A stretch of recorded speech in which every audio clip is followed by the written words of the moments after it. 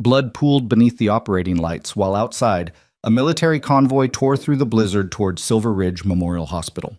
Inside, nurses whispered about the quiet woman in scrubs who'd just committed an act that could send her to prison, performing emergency surgery without authorization while 7 patients died around her. Dr. Preston Vance had already drafted her termination papers. The board wanted her arrested. But when those convoy doors opened and soldiers recognized the inexperienced nurse they'd written off, everything they thought they knew shattered. Because sometimes the person you underestimate is the only one trained to survive what's coming. Before we dive in, if you're watching this story unfold, do me a favor. Hit that like button and drop a comment telling me what city you're watching from. I want to see how far this story travels. Now let's begin. The fluorescent lights in the emergency department of Silver Ridge Memorial Hospital cast everything in that particular shade of institutional white that made exhaustion look like death. Natalie Hayes stood at the nurse's station, her 3rd double shift in 6 days, reviewing intake forms while the night charge nurse glared at her from across the desk.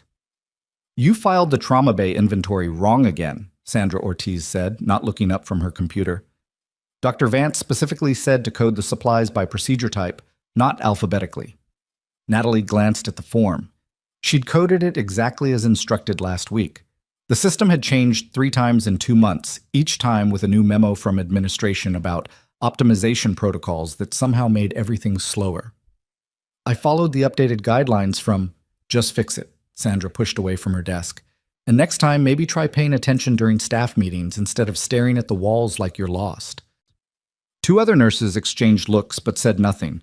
Natalie had worked at Silver Ridge for 8 months now, and the dynamic hadn't shifted. To them, she was the quiet one who'd shown up from nowhere with a resume that had gaps and references from hospitals nobody had heard of. She didn't go to happy hours, didn't share stories about her previous jobs, kept her head down and her past buried.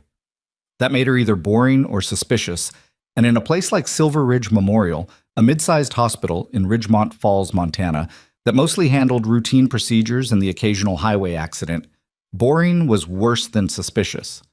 Dr. Preston Vance swept through the ER doors like he owned them, which, in a sense, he did. Chief of surgery at 46, with a reputation built on a steady hand and an even steadier ego. He'd published papers, spoke at conferences, had his name on a wing of the hospital funded by his wife's family money. "Ortiz, I need the pre-op labs for the gallbladder in Bay 3, he said, snapping his fingers without looking at her. His eyes landed on Natalie. "And you? Hayes, right? Why is the crash cart by the ambulance bay missing the pediatric airway kit?" "It's not missing, Dr. Vance. I restocked it an hour ago. Everything's logged in the—" "Then why did I see an empty slot?" "The intubation kit is there. It's just in a different—" "I don't need excuses. I need functioning equipment." He turned to Sandra. "Is this the one you said has trouble following protocols?" Sandra's smile was thin. "She's still learning our systems." Natalie felt heat crawl up her neck, but kept her voice level. "I've been here 8 months." "And yet," Vance made a show of checking his watch, "some of us adapt faster than others. Ortiz, get me those labs. Hayes, go restock that cart properly, and this time maybe read the manual first." He walked away before she could respond, leaving Sandra to smirk at her computer screen. Natalie walked to the supply room and leaned against the metal shelving for 10 seconds, breathing through her nose. She'd taken worse, lived through worse, but something about the casual contempt in Vance's voice made her want to throw something through a window. She didn't, of course. She restocked the cart that didn't need restocking, logged it again in the system that would ignore the timestamp, and went back to the nurse's station where Sandra handed her a stack of discharge paperwork for patients who'd left hours ago. "Catch up," Sandra said. "Some of us have lives outside this place." The weather alert came through at 10:47 p.m. Natalie was in the break room microwaving coffee that tasted like cardboard when the announcement crackled over the PA system. "All staff, this is administration. National Weather Service has issued a blizzard warning for Ridgemont County effective immediately. Conditions are expected to deteriorate rapidly over the next 2 hours. All non-essential personnel should prepare for potential overnight stay. Emergency protocols are now in effect." Through the window, she could see snow already falling in thick, heavy sheets that swallowed the parking lot lights. By 11:30, the storm had turned vicious. Natalie stood at the ambulance bay doors, watching the world disappear into white. The wind hit the building in waves that made the glass shake. Temperature had dropped 20 degrees in an hour. The highway patrol had shut down the interstate. "Guess we're stuck," one of the ER techs said, coming up beside her. Marcus Chen. No, wrong name, different person. Marcus Riley was one of the few people who didn't treat her like a problem to solve. You got family who'll worry? No, Natalie said. You? Wife's a travel nurse. She's in Spokane this week. Probably safer than here. He nodded toward the storm. Hospital's got backup generators, right? Should. That's not exactly confidence-inspiring. She almost smiled. I'm sure it's fine. The first accident call came in at 11:53 p.m. MVA on Highway 89, multiple vehicles, unknown number of casualties. The dispatcher's voice crackled through the radio. EMS en route, but delayed by weather conditions. Estimate 20 minutes out. Dr. Vance appeared in the ER like he'd been waiting for something to happen. Ortiz, prep trauma bays 1 and 2. Hayes, get the blood bank on standby and make sure the warming units are functional. Natalie moved before he finished talking, her hands already pulling supplies, her mind clicking through the checklist she'd run 1,000 times in circumstances he couldn't imagine. The second call came 8 minutes later. Additional MVA, same location, reporting at least 15 vehicles involved. Mass casualty incident, all available units responding. The energy in the ER shifted immediately. Mass casualty meant chaos, meant triage, meant people would die because there weren't enough hands or time or miracles. Get everyone in here now, Vance barked. Call in off-duty staff. I want every available surgeon and nurse in this building in the next 30 minutes. Sandra was already on the phone, but she looked up with something close to panic. The roads are impassable. Nobody's getting through that storm. Then work with what we have. Vance turned to the assembled staff. 2 doctors, 4 nurses, 3 techs. Not enough. We do this by the book. Triage in the ambulance bay. Critical patients go straight to trauma. Stable patients wait in the ER. Nobody does anything outside their scope of practice. Understood? Everyone nodded. Natalie felt something cold settle in her stomach. By the book meant people would die. She'd seen it before, in places where the book was written by people who'd never worked in the actual chaos of mass trauma. The first ambulance arrived at 12:17 a.m., and everything went to hell. They brought in a woman in her 50s, unconscious, with a steering column embedded in her chest. Paramedics had done what they could, but she needed a trauma surgeon in an OR immediately. Bay 1, Vance directed. Get her prepped. I'll scrub in. The second ambulance came 3 minutes later with a man whose legs were crushed, bone visible through torn fabric, screaming in a way that meant shock was setting in. Bay 2, Vance said, but his voice had an edge now. Riley, start a line and get him stabilized. We'll take him after the first one. The third ambulance arrived before they'd cleared the first 2. Then the fourth. Then the fifth. The ambulance bay became a war zone of blood and shouting and the mechanical rhythm of CPR. Natalie moved through it with a focus that made everything else disappear. Starting IVs, running labs, managing airways, coordinating with overwhelmed paramedics who kept bringing more bodies. We need more hands, one of the ER doctors shouted. Where the hell is everyone? Roads are closed, Sandra yelled back. We're it. Dr. Vance emerged from Bay 1, scrubs already soaked with blood. The woman didn't make it. Get the next critical patient ready. But there were 3 critical patients now, and 2 more coming in.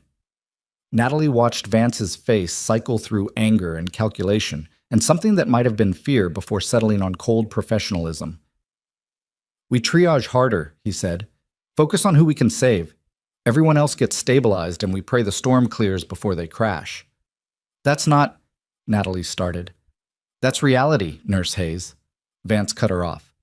This is disaster protocol. We save the ones with the best chance and we do it fast. You have a problem with that. Go hide in the break room. She didn't argue. She went back to work.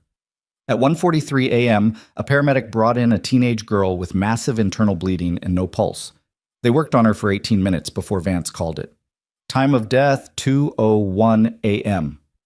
The paramedic who'd brought her in, a young guy with snow frozen in his eyebrows, just stood there staring at the body.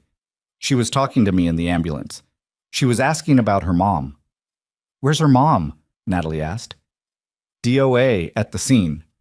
The silence stretched for 3 seconds, and then the radio crackled with another incoming casualty, and everyone moved again because stopping meant thinking and thinking meant breaking. By 2:30 a.m., they had 11 patients in the ER, 3 in surgery, and 2 more that needed surgery but would have to wait because there was only one OR, functional, and Dr. Vance couldn't be in 2 places at once. The hospital administrator, Gerald Kramer, appeared in the ER looking like he'd been pulled from a corporate retreat. Expensive suit, styled hair, the kind of face that smiled in budget meetings while cutting nursing staff. "Dr. Vance, what's the situation?" "We're drowning." Vance didn't stop moving. "I need more surgeons. I need more nurses. I need more everything." "The storm?" "I don't care about the storm. We have people dying in the hallway. We're doing everything we can within our resource constraints." "Your resource constraints just killed that girl." Vance pointed at the bay where they'd covered the teenager's body. "So either find me more staff or get out of my ER." Kramer's face went red, but he left without another word. Natalie was in the supply room grabbing more IV bags when Sandra found her. "We've got a problem," Sandra said, and for once there was no condescension in her voice, just exhaustion. "2 of the waiting patients are crashing. Both need surgery. Vance is still in the OR with the abdominal trauma, and the other surgeon is wrist-deep in a chest tube placement. We don't have anyone." "How long until Vance is out?" "He said at least 2 more hours. Maybe 3. "They won't last 3 hours." "I know." Natalie set down the IV bags and walked to the window. The storm had somehow gotten worse. Snow piled against the glass in drifts that reached halfway up the frame. No ambulances had arrived in the last 20 minutes, which meant either the accident was contained or the paramedics couldn't get through anymore. "What are their injuries?" Natalie asked. Sandra pulled out her tablet. "First one's a ruptured spleen. Second is a femoral artery bleed they've been trying to control with pressure, but it's not working. He's lost too much blood already. Maybe 30 minutes before he's gone." "And the spleen?" "Hour, maybe less. She's bleeding internally. Vitals are dropping." Natalie closed her eyes and saw a different hospital, a different storm, a different set of impossible choices. Saw faces of soldiers who'd trusted her to keep them alive when everyone else had given up. Saw the tent hospitals and the field surgery, and the moment she'd decided she was done carrying those memories. She'd walked away from that life for a reason, but the reasons didn't matter when people were dying. "I need you to do something," Natalie said quietly, "and you're going to think I'm insane." Sandra stared at her. "What?" "Get me into OR2. Tell everyone it's prepped for when Vance is available. Lock the doors and don't let anyone in until I'm done." "You're not a surgeon." "No." Natalie turned to face her. "I'm not." The thing about Sandra was that she was many things, difficult, judgmental, exhausted, but she wasn't stupid. She looked at Natalie for a long moment, and something in her expression shifted. "What exactly did you do before you came here?" Sandra asked. "Things I don't talk about." "That's not an answer." "It's the only one I'm giving. Now, are you going to help me, or are you going to let those people die because we followed the rules?" Sandra's jaw worked. Then she pulled out her phone and started texting. "Or 2. I'll keep everyone out, but if you get caught..." "I know." They moved the femoral bleed patient first. A man in his 30s named David something, construction worker, 2 kids at home. He'd lost consciousness by the time they got him on the table. Natalie scrubbed in like she'd done it yesterday instead of 3 years ago. Muscle memory clicked in, the precise way to hold her hands under the water, the rhythm of soap and rinse, the mental checklist that started the second the water hit her skin. In the OR, she stood over the patient and felt every doubt try to claw its way back up. She wasn't a surgeon, wasn't licensed for this. If he died, she'd go to prison. If he lived but someone found out, she'd still probably go to prison. But if she walked away, he died for certain. Her hands didn't shake when she made the first incision. The femoral artery repair took 43 minutes. She worked in silence, except for quiet instructions to the OR nurse Sandra had pulled in. Riley, who asked no questions and handed her instruments with the efficiency of someone who'd worked enough emergencies to know when to shut up and trust. When she tied off the last suture and the monitors showed stable vitals, Riley let out a breath. "Where did you learn to do that?" he asked. "Doesn't matter." "It kind of does." "Not tonight, it doesn't." She stripped off her gloves. "Get him to recovery. Don't log who operated. If anyone asks, tell them Vance did it between cases. He'll know that's not true. Then he can come find me." The second patient, the ruptured spleen, was already in OR2 when Natalie walked in 20 minutes later. A woman in her 40s, unconscious, blood pressure dropping. This one was worse. Spleens didn't wait, didn't give second chances. Sandra met her at the scrub sink. Kramer's asking questions, Sandra said. Someone told him we moved patients without authorization. Let him ask. Natalie, if he wants to stop me, he can come do it himself. She held up her dripping hands. Otherwise, he can wait until I'm done killing myself to save his hospital's liability. Sandra didn't argue, just helped her into a fresh gown and gloves. The splenectomy took longer. 97 minutes of controlled chaos where Natalie's hands remembered every lesson from the field hospitals. Every improvisation she'd learned when the textbook answers weren't available, and the only option was to try something and pray it worked. When the woman's vitals stabilized and the bleeding stopped, Natalie finally let herself breathe. Riley was staring at her like she'd grown wings. You're not a regular nurse, he said. I'm whatever I need to be tonight. She walked out of the OR at 4:52 a.m. to find Dr. Preston Vance waiting in the hallway.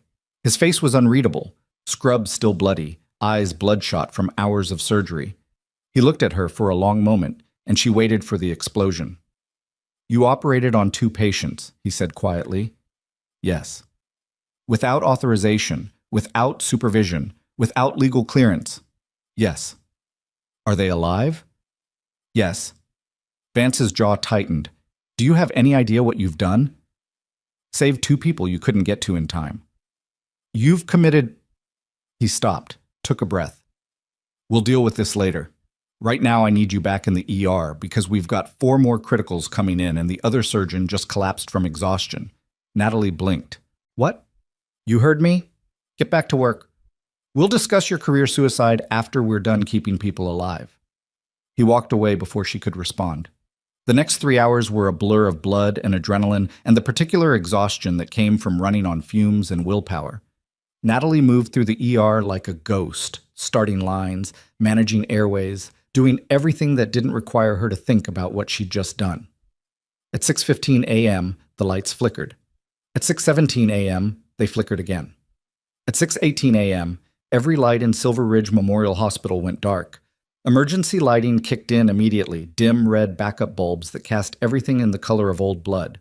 Then those went dark too. Somewhere in the distance, an alarm started screaming. Generator failure! Someone shouted. Natalie stood in the suddenly dark ER and felt cold horror settle in her chest. No power meant no ventilators, no warming units, no lights for surgery, no monitors for the critical patients. No power in a blizzard meant people would freeze and suffocate and die in the dark. She heard Vance shouting orders, heard Sandra trying to coordinate staff by flashlight, heard the building groan under the weight of snow piling on the roof. And through the windows, barely visible through the storm, she saw something that made her heart stop. Headlights. Multiple vehicles moving slowly through the snow, heavy engines rumbling. Military vehicles. Natalie's hand went to her pocket instinctively, to the ID she hadn't carried in 3 years, to the past she'd buried. The convoy stopped outside the ambulance bay, and she heard Sandra's voice cut through the chaos. Who the hell called the military? Nobody answered, because nobody had. The ambulance bay doors opened, bringing in a wall of freezing air and snow, and soldiers in cold weather gear stepped through carrying equipment and field generators. The officer in charge swept the room with practiced eyes, taking in the chaos, the blood, the desperate staff trying to keep patients alive by hand. Then his gaze landed on Natalie Hayes standing frozen in the middle of the ER, and his expression shifted to something between recognition and shock. "Lieutenant Donovan," he said. Every head in the ER turned to look at her. Sandra's face went pale. "What did he just call you?" The officer, Captain Michael Torres, Natalie's brain supplied, she'd served under him for 2 years in places whose names were classified, stepped forward. "We got word there was a mass casualty situation and a hospital in crisis," Torres said, his voice carrying command. "We mobilized a disaster relief unit. Didn't expect to find you here." Dr. Vance pushed through the crowd. "You know this nurse?" Torres's expression shifted to something that might have been respect. "This isn't a nurse, doctor. This is former Army Lieutenant Natalie Donovan. She was the lead combat medic and emergency surgeon for the 37th Forward Surgical Team. She's performed more trauma surgeries in active war zones than most civilian surgeons do in their entire careers." The silence in the ER was absolute. Sandra's mouth opened and closed. Vance stared at Natalie like he'd never seen her before. Riley, standing near the supply cabinets, started laughing, exhausted, slightly hysterical laughter that broke the tension. Of course, Riley said. Of course she was military. That explains so much. Natalie didn't move, didn't speak, just stood there while her carefully constructed civilian identity shattered around her and every instinct screamed at her to run. Torres stepped closer, lowering his voice. We heard about the surgeries you performed tonight. Unauthorized, I'm told. Yes, sir. Were they successful? Yes, sir. Then I'd say you haven't lost your edge, Lieutenant. He turned to Vance. We're here to assist. We've got field generators, medical supplies, and a full surgical team. Where do you need us? Vance couldn't seem to find words. It was Gerald Kramer, appearing from the administrative wing with a flashlight and an expression of pure fury, who broke the moment. Nobody moves, Kramer said. This hospital is under my authority, and I want that woman, he pointed at Natalie, arrested immediately. She performed illegal surgery. She violated every protocol. She's going to answer for... She saved 2 lives, Vance said quietly. Everyone turned to look at him. Vance's face was drawn, exhausted, but his voice was steady. The femoral repair, the splenectomy. I reviewed the charts. Perfect technique, 0 complications. She did in under 3 hours what would have taken me 5, and she did it while the rest of us were drowning. He looked at Kramer. So before you start talking about arrests, maybe consider what happens when the media finds out our administrator wanted to prosecute the person who kept patients alive during a disaster. Kramer's face went purple. This isn't over, not by a long shot. He turned to Natalie. You're suspended pending investigation. If I have anything to say about it, you'll never work in medicine again. He stormed off, leaving chaos in his wake. Torres watched him go, then turned to Natalie. Still making friends everywhere you go, I see. It's a gift. The unit's setting up generators now. We'll have power restored in 20 minutes, he paused. It's good to see you, Donovan, even under these circumstances. Sir, Captain, I'm just... Natalie stopped, the exhaustion finally hitting her. I don't know what I am anymore. You're someone who saved lives tonight, Torres said simply. That's all that matters right now. The soldiers moved through the hospital like a well-oiled machine, restoring power section by section, setting up mobile surgical units, coordinating with the exhausted civilian staff. Within an hour, Silver Ridge Memorial had gone from dying in the dark to functioning at near-normal capacity. Natalie sat in the break room, still in bloody scrubs, drinking coffee that had gone cold. Sandra found her there. So, Sandra said, sitting down across from her, Lieutenant, don't. You could have told us. Could I? Natalie looked at her. Would you have believed me? Or would you have thought I was lying to make myself sound important? Sandra was quiet for a moment. Probably the second one. That's why I didn't tell. What happened? Why did you leave? Natalie stared into her coffee. That's not a break room conversation. Fair enough. Sandra stood up. For what it's worth, those patients you operated on, David Chen and Karen Morrison, they're stable. ICU says they'll make full recoveries. She paused at the door. You did good tonight. Better than good. Whatever Kramer tries to do to you, there are a lot of people in this hospital who saw what you did.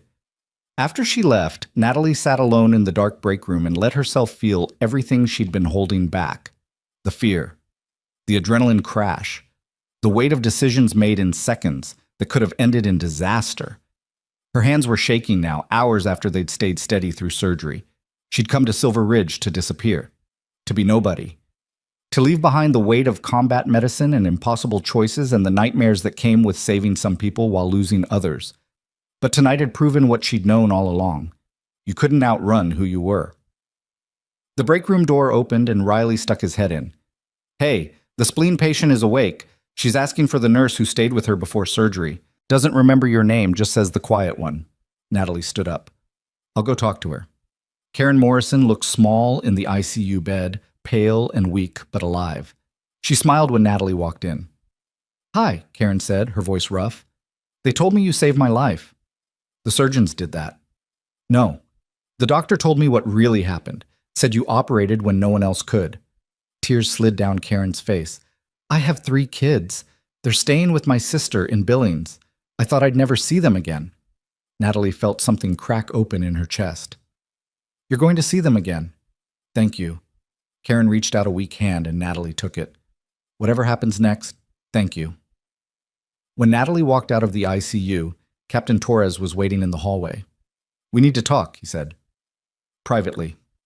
They found an empty conference room. Torres closed the door and turned to face her. I did some checking, he said. You left the service 3 years ago. Honorable discharge, spotless record, multiple commendations. Then you disappeared. No forwarding address. No contact with anyone from your unit, just vanished into civilian life. That's what discharge means. Not like that. Not for someone with your skills. Torres leaned against the table. What happened, Donovan? Natalie was quiet for a long time. I got tired of playing God. That's not an answer. It's the only one you're getting. Torres studied her. The hospital administrator, Kramer, he's going to push hard. Illegal surgery is serious. He could make your life very difficult. I know. The thing is, Torres continued, I called in some favors on the drive over, did some digging into Silver Ridge Memorial's maintenance records. Their emergency generators failed tonight, but they shouldn't have. Those generators were flagged for replacement 2 years ago. Safety inspector filed multiple reports. Want to guess who ignored them? Natalie looked up. Gerald Kramer, Torres said. He diverted the generator funds to a facility expansion project, falsified the maintenance reports, signed off on safety inspections that never happened. He pulled out his phone and showed her a series of documents. This hospital was a disaster waiting to happen, and he's the reason why. But instead of taking responsibility, he's trying to make you the scapegoat. How did you get those records? Like I said, favors. Torres put his phone away. The question is what you want to do about it. What can I do? Fight. These documents prove negligence, criminal negligence. If you push back, Kramer's the one who ends up in handcuffs, not you. Natalie closed her eyes. She'd come here to hide, to be invisible. Fighting meant exposure, meant questions, meant everything she'd tried to leave behind coming back. But she thought about Karen Morrison's kids waiting to see their mother, about David Chen's family, about all the people who'd died tonight, and all the people who might die next time if nothing changed. What do you need from me? She asked. Torres smiled. Just be yourself. That's usually enough. Dawn broke over Ridgemont Falls in shades of pink and gold, the storm finally passing to reveal a world buried in snow. Silver Ridge Memorial stood like an island in the white. Emergency vehicles clustered around it like protective walls. Natalie stood at a window on the 4th floor, still in bloody scrubs, watching the sunrise. She hadn't slept. Didn't think she could. Behind her, the hospital was returning to something like normal. The military medical team was packing up, their job done. Regular staff were coming in as the roads cleared, looking shocked at the damage and the stories. And somewhere in the administrative wing, Gerald Kramer was about to get the worst day of his life. Because Captain Torres had made some calls, and those calls had been very effective. The federal investigators arrived at 9:47 a.m. in unmarked sedans that carved fresh tracks through the hospital parking lot. Natalie watched them from the 4th floor window, 3 people in dark coats moving with the kind of purposeful efficiency that meant someone's world was about to collapse. She should have felt satisfaction, maybe vindication. Instead, she just felt tired.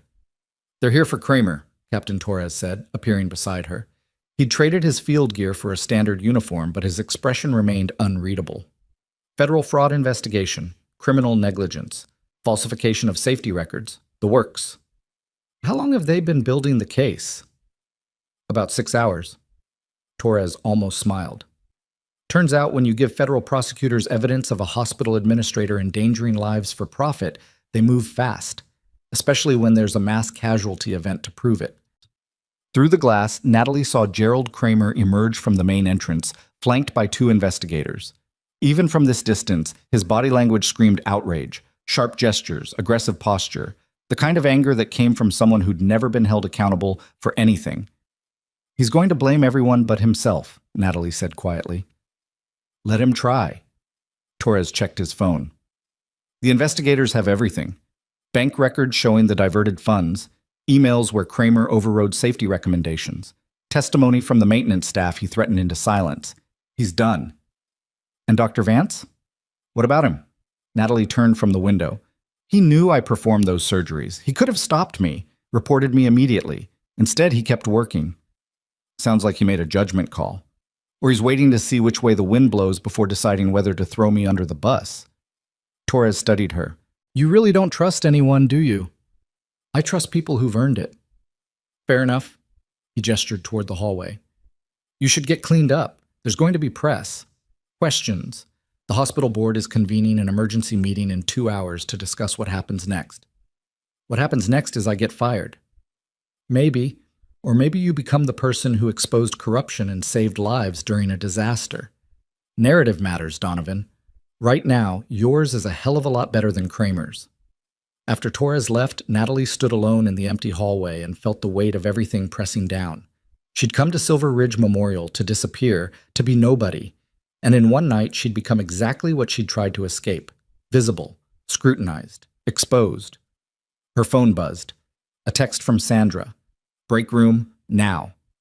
She found Sandra sitting at the corner table with Riley and 2 other nurses Natalie barely knew. All of them looked exhausted, still in scrubs, coffee cups scattered like casualties. Sit, Sandra said. Natalie sat.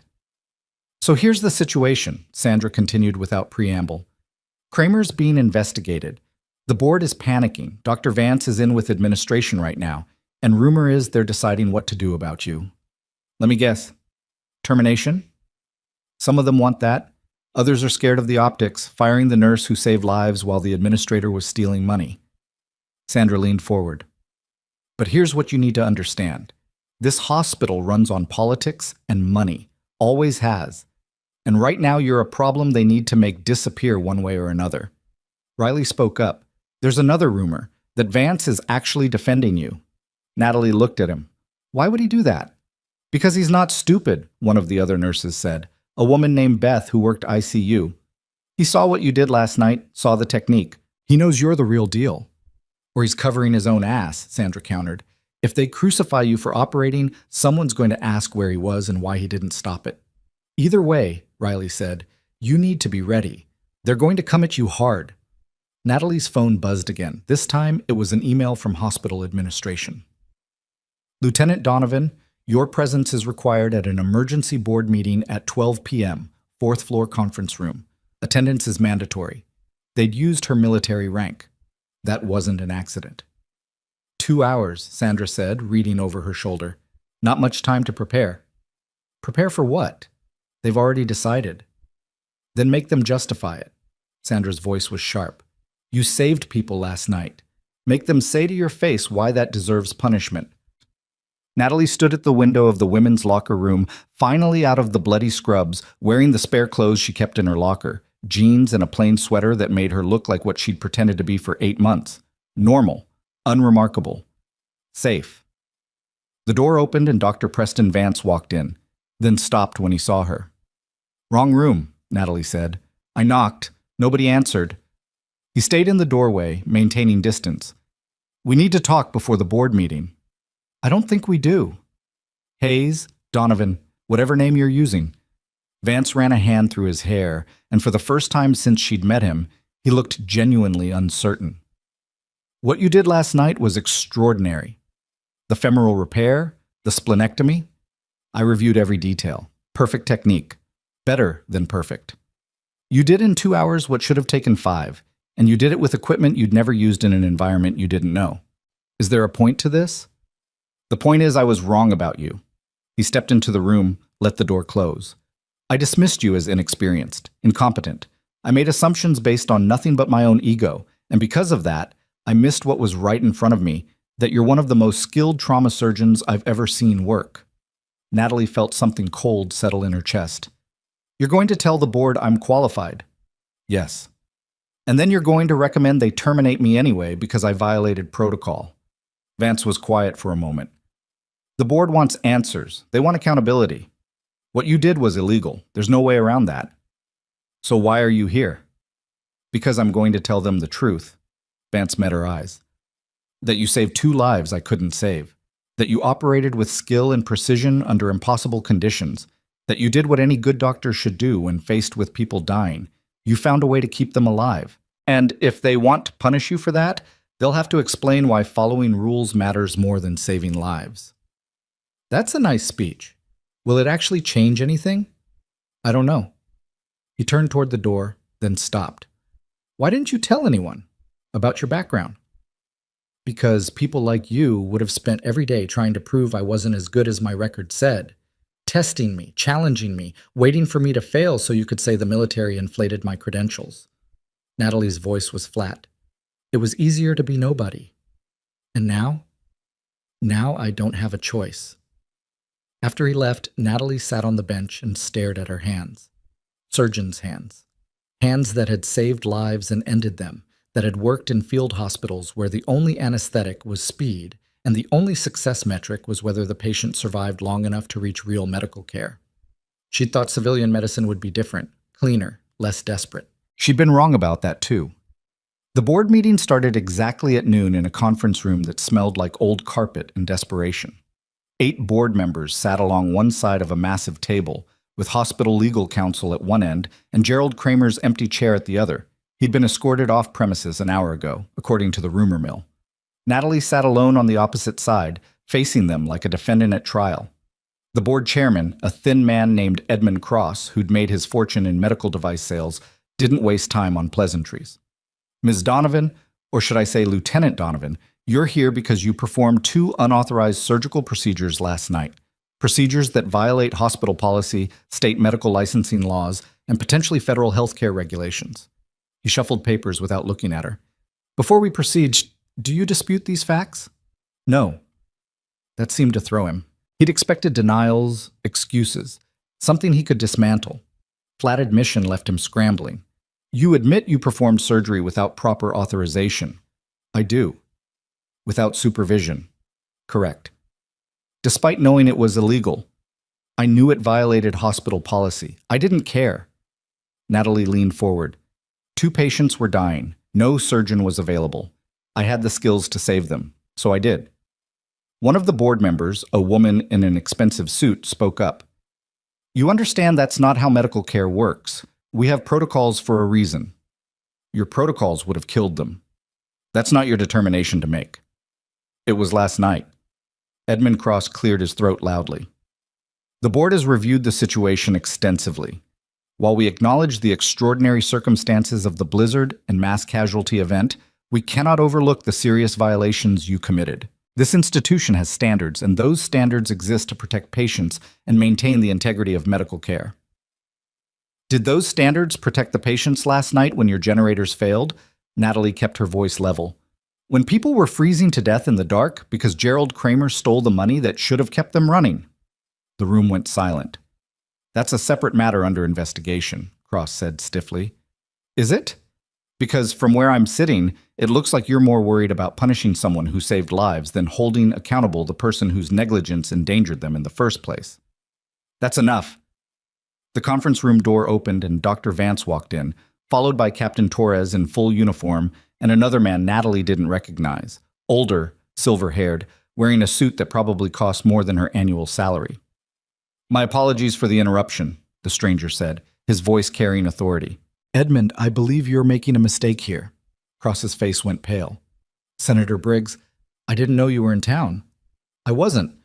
But when I heard about what happened at this hospital, the disaster response, the lives saved, the potential prosecution of a decorated military veteran, I made time. Senator Briggs walked to the table and set down a folder. I've been reviewing the situation, and I think this board needs to hear some facts before making any rash decisions. With respect, Senator, this is an internal hospital matter. Nothing's internal when federal disaster relief is involved. Briggs opened the folder. Let me walk you through what actually happened last night. Silver Ridge Memorial experienced a mass casualty event during a blizzard that shut down every road in the county. Your ER was overwhelmed. Your backup generators, which should have been replaced 2 years ago per federal safety standards, failed catastrophically. And while your administration was busy covering its ass, a former Army combat surgeon kept people alive using skills she learned saving soldiers in war zones. He pulled out documents and started sliding them across the table. Lieutenant Natalie Donovan, 8 years military service, lead surgeon for the 37th Forward Surgical Team, served in 3 combat zones, performed over 400 emergency surgeries under fire, decorated for valor.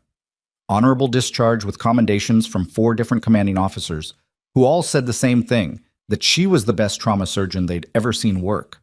Briggs looked at Edmund Cross. So before you talk about standards and protocols, maybe consider that this woman has more experience saving lives under impossible conditions than anyone in this room, including me. The board members exchanged glances. One of them, an older man Natalie recognized as a retired surgeon, spoke up carefully. Senator, we appreciate the context, but the legal reality remains.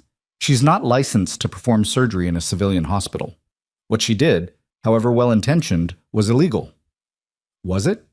Vance stepped forward. Because I've been doing some research.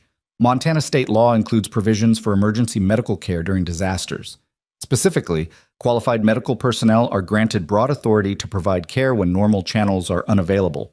The statute was written after the 1988 flooding to protect first responders and military medical teams. He pulled out his own documents, printed pages with highlighted sections. Lieutenant Donovan is a qualified surgeon. We were in a declared disaster. Normal channels were unavailable. Under Montana law, what she did wasn't just legal, it was exactly what the statute was designed to protect. Vance looked at Cross. So if you want to terminate her, go ahead.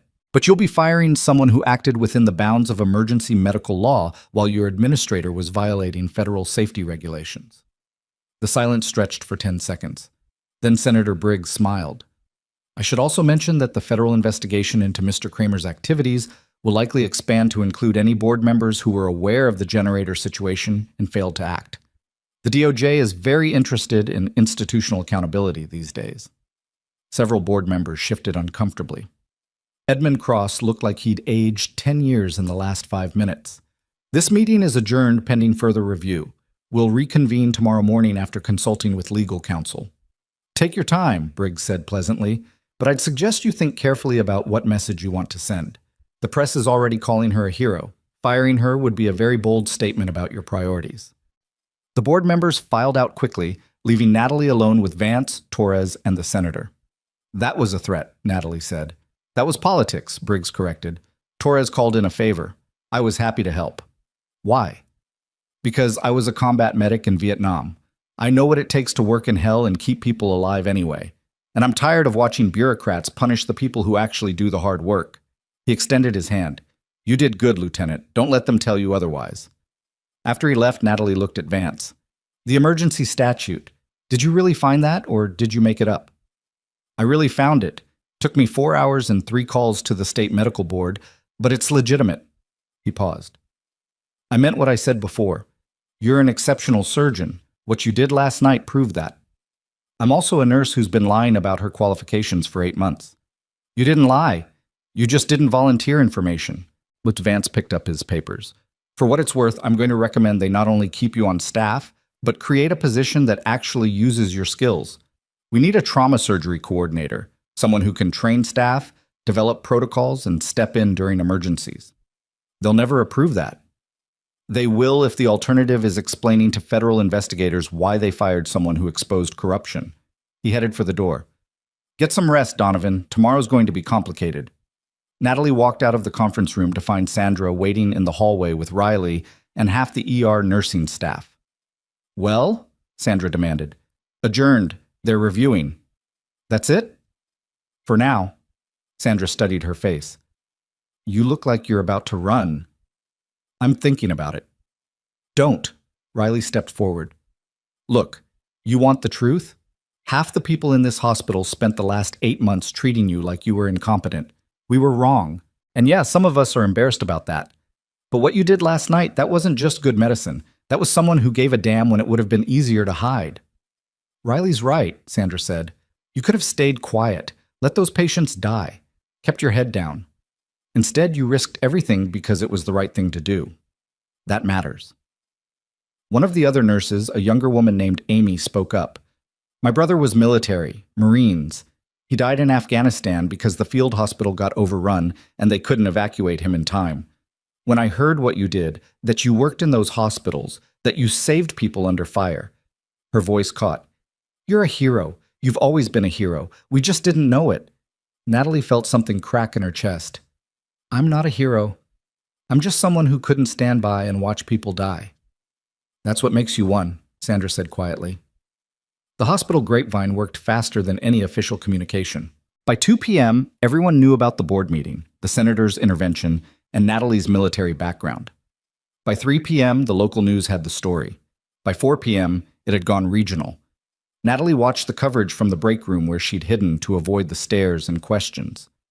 The reporter stood outside Silver Ridge Memorial, snow still piled high, and described the remarkable story of the combat surgeon who'd saved lives during a disaster while hospital corruption was exposed. They'd gotten most of it right. Some of it was exaggerated. All of it made her deeply uncomfortable. "You're famous," Torres said, appearing in the doorway. "How does it feel?" "Like a mistake." "Get used to it. This kind of story has legs," and he sat down across from her. "I got a call from the Pentagon. They're interested in your situation." "Of course they are. They want to know if you'd consider returning to service. Not active combat, but training. Teaching civilian surgeons military trauma techniques. There's a program." "No." "You didn't let me finish." "I don't need to. The answer is no." Natalie stood up. "I left for a reason, Captain. Nothing about that has changed. Everything's changed. Last night proved you can't walk away from who you are." "Watch me." She left before he could argue. The rest of the afternoon passed in a blur of avoiding people and failing to sleep in the on-call room.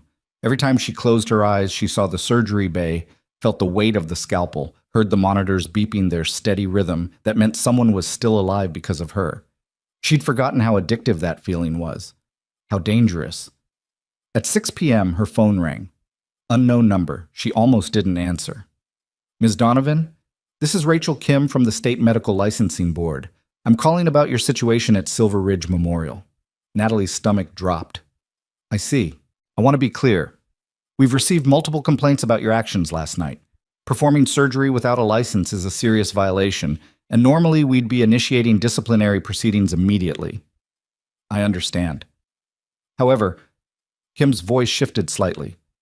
"We've also received letters from the 2 patients you operated on, from Dr. Vance, from the military liaison, and from Senator Briggs's office. All of them making the case that your actions were justified under emergency statutes and that you should be commended rather than punished." "What does that mean?" "It means we're in unusual territory. The law is clear that you violated protocol, but it's also clear that the emergency statutes provide some protection, and the political pressure to handle this carefully is significant." "So what happens now?" Kim was quiet for a moment. "We're going to conduct a full review, interview everyone involved, examine the medical records and the legal precedents. It'll take time, possibly months. During that period, you'll be allowed to continue working as a nurse but prohibited from any surgical procedures outside standard emergency protocols. Once the review is complete, we'll make a determination about whether to pursue charges or grant you a provisional surgical license under emergency medical provisions." "A license?" "It's rare, but the statute allows for it in exceptional circumstances. If we determine your skills and experience warrant it, we could grant you authorization to perform surgery at Silver Ridge Memorial during emergencies when no other qualified surgeon is available." Kim paused. "This isn't a guarantee, but it's being considered." After the call ended, Natalie sat holding her phone and trying to process what had just happened. A provisional license, authorization to operate, recognition of her skills in official capacity, everything she'd run from, offered back to her in a package she couldn't easily refuse. The break room door opened again. This time it was a woman Natalie didn't recognize, mid-40s, professional attire, carrying a leather portfolio. "Lieutenant Donovan? I'm Margaret Ashford. I'm an attorney specializing in medical malpractice and licensing issues." She set down a business card. "I'd like to represent you." "I can't afford a lawyer." "I'm not asking you to. Senator Briggs retained me, pro bono. He thought you might need someone who understands both military and civilian medical law." "Why would he do that?" Ashford sat down. "Because he believes you're going to face a fight, and he wants to make sure you have the resources to win it. The medical board called, yes?" "How did you know?"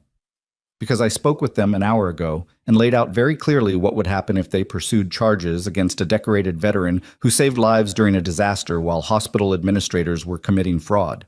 She smiled. "They're going to offer you a deal. Provisional license, restricted scope, regular reviews. It's better than nothing. It's also a trap. They can revoke it any time if I step wrong." "Then don't step wrong." Ashford pulled out documents. "But first we need to deal with the hospital board. They're reconvening tomorrow morning, and I've received word that several members want to push for termination regardless of the political pressure. They're scared of liability, and scared people make bad decisions. What can we do? We can make them more scared of what happens if they fire you. Ashford laid out papers across the table. I've been reviewing Silver Ridge Memorial's history. This isn't the first time they've had safety issues. 3 years ago, a patient died during surgery because of equipment failure. 2 years ago, another patient developed sepsis from improperly sterilized instruments. Both times, the hospital settled quietly and covered it up. So, how does that help me? Because it establishes a pattern of institutional negligence that culminated in the generator failure. If they fire you, we argue that they're scapegoating a whistleblower to protect themselves from liability. We make it messy and expensive and public. Most hospital boards prefer to avoid that kind of attention. Natalie looked at the documents. Incident reports, settlement agreements, internal memos that should have been confidential. Where did you get these? I have sources. The important thing is we have leverage. Ashford met her eyes. But you need to decide if you want to use it. Fighting means exposure, testimony, possibly a trial if they push back hard enough. Your military service will be examined. Your reasons for leaving will be questioned. Everything you've tried to keep private will become public record. And if I don't fight? Then you walk away, find another hospital in another state. Start over again as just a nurse. Bury the combat surgeon and hope she stays buried this time. Natalie stared at the papers spread across the table, evidence of corruption and negligence and all the ways institutions protected themselves at the expense of the people who actually did the work. She thought about Karen Morrison asking about her kids, about David Mercer's family, about all the patients who'd lived because someone had refused to follow rules that would have killed them. I'll fight, she said quietly. Ashford smiled. Good. Then let's make them regret ever doubting you. The next morning arrived too fast. Natalie stood outside the conference room at 8:55 a.m., wearing clean scrubs and the kind of exhaustion that came from not sleeping because her mind wouldn't stop running scenarios. Margaret Ashford stood beside her in a charcoal suit, looking like she'd been born in courtrooms. Remember, Ashford said quietly, stay calm. Answer their questions directly. Don't volunteer information they don't ask for, and if they try to corner you, I'll handle it. I've faced worse than a hospital board. Different kind of warfare, same principles. The door opened. Edmund Cross stood there looking like he'd had the same sleepless night. Ms. Donovan, Ms. Ashford, please come in. The boardroom had more people than yesterday. The 8 board members, plus hospital legal counsel, plus 2 people Natalie didn't recognize sitting in the corner with laptops and recording equipment. For the record, Cross said as they sat down, this meeting is being documented and recorded. Ms. Donovan, you're entitled to legal representation, which I see you've brought. Ms. Ashford is here to ensure my client's rights are protected, Ashford said smoothly. We're ready to proceed. Cross shuffled papers. He looked tired, defeated. This board has reviewed the events of 2 nights ago extensively. We've consulted with legal counsel, the state medical board, and various other parties. We've examined the relevant statutes and precedents, and we've reached a decision regarding your employment status. Here it comes, Natalie thought. However, before we announce that decision, there's been a development we need to address. Cross nodded to one of the strangers in the corner. This is Agent Sarah Fletcher from the Department of Health and Human Services, Office of Inspector General. She has questions regarding the generator failure and subsequent emergency response. Agent Fletcher stood up, and Natalie's stomach dropped. Federal investigators. This wasn't about employment anymore. Ms. Donovan, Fletcher said, we are conducting a comprehensive investigation into safety violations at Silver Ridge Memorial. We need your testimony regarding what you witnessed the night of the disaster. Specifically, we need detailed accounts of the generator failure, the hospital's emergency response capabilities, and any conversations you had with administrators about safety concerns. Natalie glanced at Ashford, who gave a slight nod. I'll cooperate with your investigation, Natalie said carefully. Good, because we have evidence suggesting Mr. Kramer wasn't acting alone, that other hospital employees were aware of the safety violations and actively helped conceal them. Fletcher pulled out a tablet, including potentially some people in this room. Every board member went rigid. Cross's face went white. Agent Fletcher, if you're suggesting, I'm not suggesting anything. I'm stating facts. We have emails, financial records, testimony from maintenance staff who were threatened into signing false safety reports. And we're going to follow those leads wherever they go. Fletcher looked at Natalie. Which is why Ms. Donovan's testimony is crucial. She's the only person who can describe exactly what happened when the generators failed, and how the hospital's negligence directly endangered lives. My client is willing to testify, Ashford said, but we need assurances that cooperation with the federal investigation won't be used against her in any licensing proceedings. That's already been arranged, Fletcher said. The state medical board has agreed to defer any decisions pending the outcome of our investigation. Ms. Donovan's provisional license will remain in effect during that time. Natalie blinked. I don't have a provisional license yet. You do as of this morning. The board fast-tracked it based on emergency medical statutes and Senator Briggs's recommendation. Congratulations, you're now authorized to perform surgery at Silver Ridge Memorial under specific emergency conditions. Fletcher almost smiled. Of course, that also makes you a federal witness, which means any attempt to terminate your employment could be construed as retaliation. Just something for this board to keep in mind. Edmund Cross looked like he might be sick. One of the other board members, the retired surgeon, leaned forward. So we're clear, Agent Fletcher. You're saying we can't terminate Ms. Donovan without federal scrutiny. I'm saying that terminating a federal witness who exposed safety violations while you're under investigation for those same violations would look very bad. How you interpret that is up to you. The room fell silent except for the quiet hum of the recording equipment. Finally, Cross cleared his throat. In light of these developments, the board has decided to table any employment decisions regarding Ms. Donovan pending the outcome of the federal investigation. Additionally, we're placing her on paid administrative leave effective immediately while the situation is resolved. Administrative leave? Natalie said. What does that mean? It means you're still employed but not actively working until the investigation concludes, Ashford explained. It's their way of keeping you on payroll without admitting they were wrong. We're also creating a hospital-wide review of emergency protocols, Cross continued, reading from prepared notes. Dr. Vance will lead a committee to develop new training programs incorporating military trauma medicine techniques. Ms. Donovan will serve as a consultant to that committee in recognition of her expertise. Vance, sitting at the far end of the table, caught Natalie's eye and gave a slight nod. Any questions? Cross asked, clearly hoping there weren't. Natalie had about 1,000 questions, but Ashford touched her arm slightly, the universal signal for shut up and take the win. No questions, Ashford said. We appreciate the board's cooperation. They filed out of the conference room into a hallway that somehow felt different than it had 30 minutes ago. Natalie was still employed, still licensed in a provisional way, still stuck in the middle of a federal investigation that could drag on for months. But she wasn't fired, wasn't being prosecuted, wasn't watching her life collapse because she'd saved 2 people. That went better than expected, Ashford said. Federal involvement changes everything. They're too scared of scrutiny to make any aggressive moves right now. So what happens next?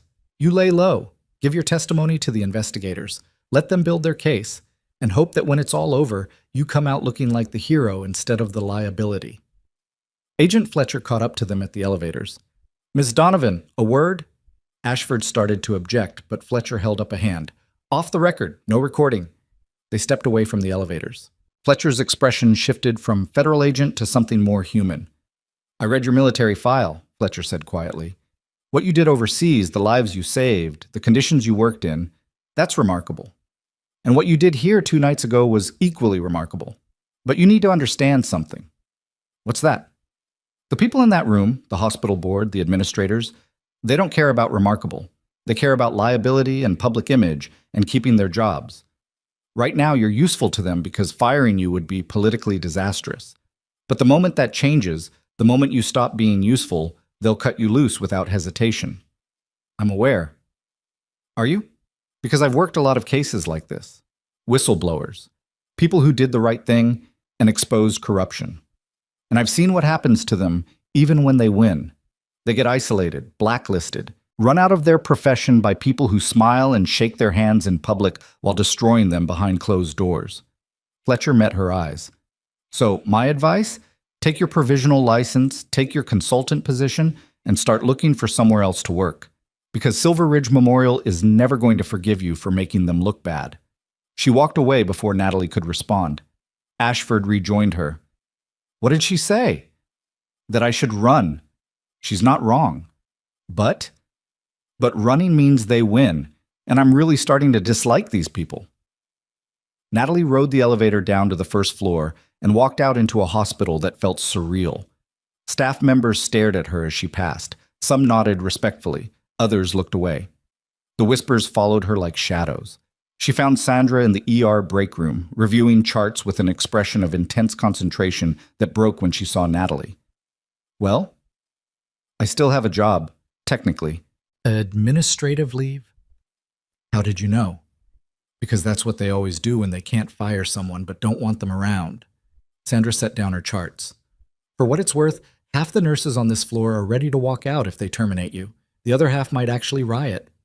That's dramatic. That's accurate. You saved lives while the people in charge were stealing money. That matters to us even if it doesn't matter to the board. Sandra paused. Torres came by looking for you earlier, said something about a job offer if you're interested. He already made that offer. I declined. Maybe reconsider. This hospital is about to become a nightmare. Federal investigation means everyone's going to be looking over their shoulders, covering their asses, blaming each other. You really want to be in the middle of that? Before Natalie could answer, the ER doors burst open and paramedics rushed in with a crash victim on a gurney. 28-year-old male, rollover MVA, suspected internal bleeding, BP dropping. Dr. Vance appeared from somewhere, already moving. Bay 2, get me a trauma panel and type and cross. Where's the on-call surgeon? Stuck in traffic, 10 minutes out. We don't have 10 minutes. Vance looked around and his eyes landed on Natalie. For a long moment, they just stared at each other. Then he made a decision. Donovan, scrub in. You're with me. Every person in the ER froze. I'm on administrative leave, Natalie said. You're also provisionally licensed for emergency surgery, and this is an emergency. I need someone who can move fast and knows what they're doing. That's you. He was already heading for the scrub room. Coming or not? Natalie looked at Sandra, who shrugged. Your call. She followed Vance into the scrub room. They worked in silence at first, the familiar rhythm of soap and water and preparing for war against death. Through the window, they could see the trauma team prepping the patient, nurses moving with practiced efficiency. You're taking a risk, Natalie said finally. Bringing me in. So are you, showing up. Vance glanced at her. The board's going to lose their mind. Probably. They might try to use this against both of us. Let them try. Vance smiled slightly. Torres was right. You really don't back down. Not when lives are on the line. They walked into the trauma bay together, and Natalie felt something shift. This was what she'd been running from. The weight of responsibility, the knowledge that someone would live or die based on her decisions, the adrenaline and focus that made everything else disappear. But it was also what she'd been missing. The surgery took 90 minutes. The patient survived. They were in the scrub room cleaning up when Edmund Cross appeared in the doorway, his face purple with rage. What the hell do you think you're doing? He demanded. Donovan, you're on administrative leave. You're not authorized to... She's provisionally licensed for emergency surgery. Vance cut him off. Emergency statute. No other qualified surgeon was immediately available. We had a patient with internal bleeding who would have died waiting for someone else to arrive. He dried his hands calmly. Unless you'd prefer we let patients die to satisfy your political concerns. Cross looked like he was strangling on his own anger. This board will hear about this. I'm sure they will. Feel free to explain to them, and to the press, why you think following bureaucratic procedures is more important than saving lives. Vance walked past him. I'll be in my office writing the surgical report, with Lieutenant Donovan listed as assisting surgeon. Feel free to dispute it with the state medical board. He left Cross standing in the hallway, speechless. Natalie started to follow, but Cross grabbed her arm. This isn't over, he said quietly, his voice shaking. You think you've won because you have politicians and lawyers protecting you. But eventually they'll get bored and move on to the next cause. And when that happens, when you're standing alone without your protectors, this hospital will remember what you really are. What's that? A problem. He released her arm. And we solve problems permanently. Natalie pulled away and walked down the hallway, her heart pounding. Not from fear, exactly. From the certainty that Sandra had been right. This hospital was about to become a war zone, and she was standing at the center of it. Her phone buzzed, a text from an unknown number. This is Agent Fletcher. We need to talk. Privately, tonight. I'll send you an address. Another text arrived immediately after, this one from Torres. Heard what happened. Impressive. Also possibly insane. Call me when you're ready to discuss actual options. And then a third text from a number she almost didn't recognize because she deleted it 3 years ago. Natalie, this is Colonel Sarah Martinez. I heard you surfaced. We need to talk about why you really left the service and what happens if certain people find out the truth. Natalie stared at the phone, her hands suddenly ice cold. Because there was one piece of her past she'd never told anyone. One reason she'd walked away from military medicine that had nothing to do with exhaustion or burnout or wanting a quieter life. And if that truth came out now, with federal investigators digging into her background and reporters following her story and enemies looking for any weakness to exploit, everything she'd survived in the last 48 hours would look like a warm-up act. Natalie sat in her car in the hospital parking lot for 20 minutes, staring at Colonel Martinez's text message and feeling 3 years of carefully constructed distance crumble like wet paper. She'd known this moment would come eventually, known that surfacing in any meaningful way would trigger inquiries from people who remembered her military service and wondered why someone with her record had vanished into civilian obscurity without explanation or forwarding address. What she hadn't expected was for it to happen now, in the middle of a federal investigation, with her face plastered across news sites and her past becoming public property. The phone rang. Martinez. Of course. Natalie answered on the 4th ring. Colonel? 3 years, Donovan. 3 years of silence. No contact with your unit. No response to messages. Nothing. And now you're all over the news performing emergency surgery during a blizzard. Martinez's voice was sharp but not angry. Controlled. Want to tell me what the hell happened? I left the service. That's what happened. You didn't leave. You fled. There's a difference. Papers rustled in the background. I pulled your separation file. Clean discharge, stellar evaluations, multiple commendations. But the exit interview was flagged. PsychEval noted significant emotional distress and possible PTSD symptoms requiring follow-up. Recommended counseling you never attended. I was fine. You weren't fine. You were barely holding together, and everyone in the unit knew it.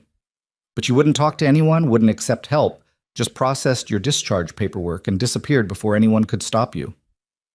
Natalie watched snow melt on her windshield. Why are you calling me now? Because the federal investigators are going to dig into your background. They always do with whistleblowers, looking for credibility issues, past problems, anything that might undermine your testimony. And when they dig, they're going to find the same flags I found. The psychological evaluation, the sudden departure, the 3-year gap in your work history before you showed up at Silver Ridge. Martinez paused. They're going to ask questions, Natalie, and if you don't have good answers, they're going to assume the worst. Which is what?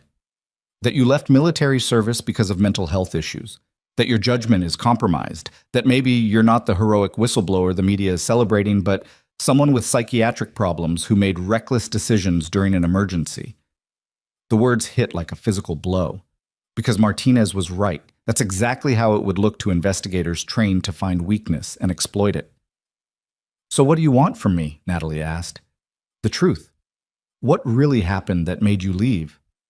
Martinez's voice softened slightly. I was your commanding officer for 2 years. I know how good you were, how dedicated. Something broke you badly enough to walk away from everything you'd worked for. I need to know what it was. Natalie closed her eyes and saw the field hospital in Kandahar.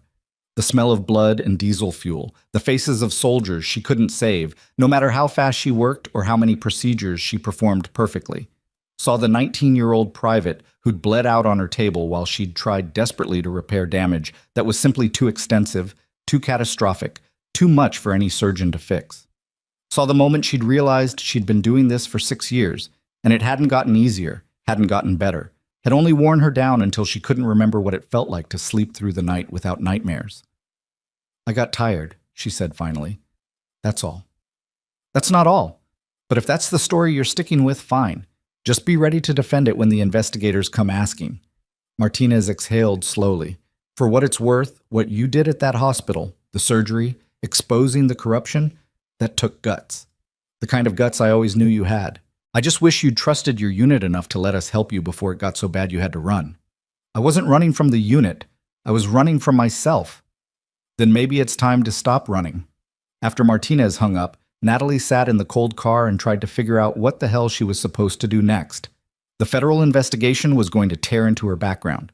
The hospital board was looking for any excuse to be rid of her, and now her former commanding officer was raising flags about psychological fitness that could destroy her credibility and her provisional license. Her phone buzzed again. Agent Fletcher's message with an address, a diner on the outskirts of Ridgemont Falls, far enough from the hospital to avoid attention. Natalie started the car and drove. The diner was one of those places that looked like it had been transplanted directly from 1975. Vinyl booths, linoleum floors, coffee that tasted like it had been brewed during the Carter administration. Agent Fletcher sat in a back booth, already working on what looked like her second cup. "Thanks for coming," Fletcher said as Natalie slid into the opposite seat. "I wasn't sure you would. You said it was important." "It is. But first, this conversation is off the record. No recording, no notes, nothing that goes in the official file. Just two people talking." Natalie studied her. "Why?" "Because what I'm about to tell you could jeopardize the investigation if it gets out prematurely, and I need to know I can trust you to keep it quiet." Fletcher leaned forward. "We've been investigating Silver Ridge Memorial for 6 months. Long before the blizzard. Long before you performed those surgeries. Gerald Kramer was just the visible face of a much bigger problem." "How big?" "Hospital fraud network spanning 3 states. Falsified safety reports, diverted federal healthcare funds, kickbacks from medical equipment suppliers. Kramer was part of it, but he wasn't running it. He was middle management in a system designed to extract maximum profit while providing minimum care." Fletcher pulled out her phone and showed Natalie a diagram. Names, companies, financial connections spreading like a spider web. "The people at the top have a lot of money and a lot of motivation to make this investigation disappear." "What does that have to do with me?" "You became a problem for them the moment you exposed the generator failure. Because that failure wasn't just negligence, it was intentional. The generators were functional. They were shut down manually during the storm." Natalie felt ice settle in her stomach. "What?" "Maintenance logs show someone accessed the generator room at 6:14 p.m. the night of the blizzard, 4 hours before the mass casualty event. They disabled the automatic failover system and set the generators to shut down after a specific interval." Fletcher's expression was grim. "Someone wanted that hospital to go dark during the emergency, and we think we know why." "This doesn't make sense. Why would anyone—" "Insurance fraud. If enough patients died during a disaster that could be blamed on weather and equipment failure, the hospital could claim damages, collect massive insurance payouts, and hide years of financial irregularities under the chaos. It's been done before. Deliberately sabotage during crises, then profit from the aftermath." Natalie's hands were shaking. "You're saying someone tried to kill patients for money." "I'm saying someone created conditions where patient deaths were likely, then planned to capitalize on those deaths. The fact that you kept most of them alive by performing emergency surgery disrupted that plan significantly." Fletcher put her phone away. "Which makes you a very inconvenient witness, and potentially a target." "A target. The people behind this have already demonstrated they're willing to let patients die for profit. They've invested significant resources in this scheme, and right now you're the person most likely to expose them." Fletcher met her eyes. "I need you to be careful. Watch who you trust. Report anything suspicious, because if they decide you're too much of a threat, they'll find a way to neutralize you, discredit you, intimidate you, or worse." Natalie sat back against the vinyl booth, her mind racing. "Does the hospital board know about the deliberate sabotage?" "Some of them. We're still determining who's complicit and who's just incompetent. That's why we need your testimony. You can describe exactly what happened during the generator failure, who was present, what orders were given. That testimony will help us determine who knew what and when." "And if I testify, these people will come after me." "Possibly, probably." Fletcher's voice was steady. "But if you don't testify, they get away with it. And next time there's a crisis at that hospital or one of the others in their network, people will die because we didn't stop them when we had the chance." After Fletcher left, Natalie sat alone in the diner booth and tried to process everything. The generator failure hadn't been an accident, hadn't been simple negligence or deferred maintenance. Someone had deliberately sabotaged it, had created conditions for a massacre, had been willing to trade lives for insurance money, and she'd stumbled into the middle of it by refusing to let people die. Her phone rang. Torres. "Where are you?" he asked without preamble. "Out. Why?" Because someone just tried to break into your locker at the hospital. Security caught them on camera, but they got away. Whoever it was knew what they were looking for, went straight to your locker, tried to force it open, fled when a nurse walked by. What were they looking for? I don't know, but I'm guessing it wasn't your spare scrubs. Torres paused. You need to be very careful, Donovan. Something's happening here, and I don't like the shape of it. Someone sabotaged the generators during the storm, deliberately. Silence on the other end. Then, how do you know that? Federal agent told me. Off the record. Natalie stood up and dropped cash on the table. They wanted patients to die. I got in the way by keeping them alive. Then you need protection. I can arrange. No. No military protection. No official anything. That just makes me more visible. She walked toward the diner exit. I'll handle this myself. That's a terrible plan. It's the only plan I've got. She drove back to the hospital as evening settled over Ridgemont Falls. The sky turning deep purple shot through with orange.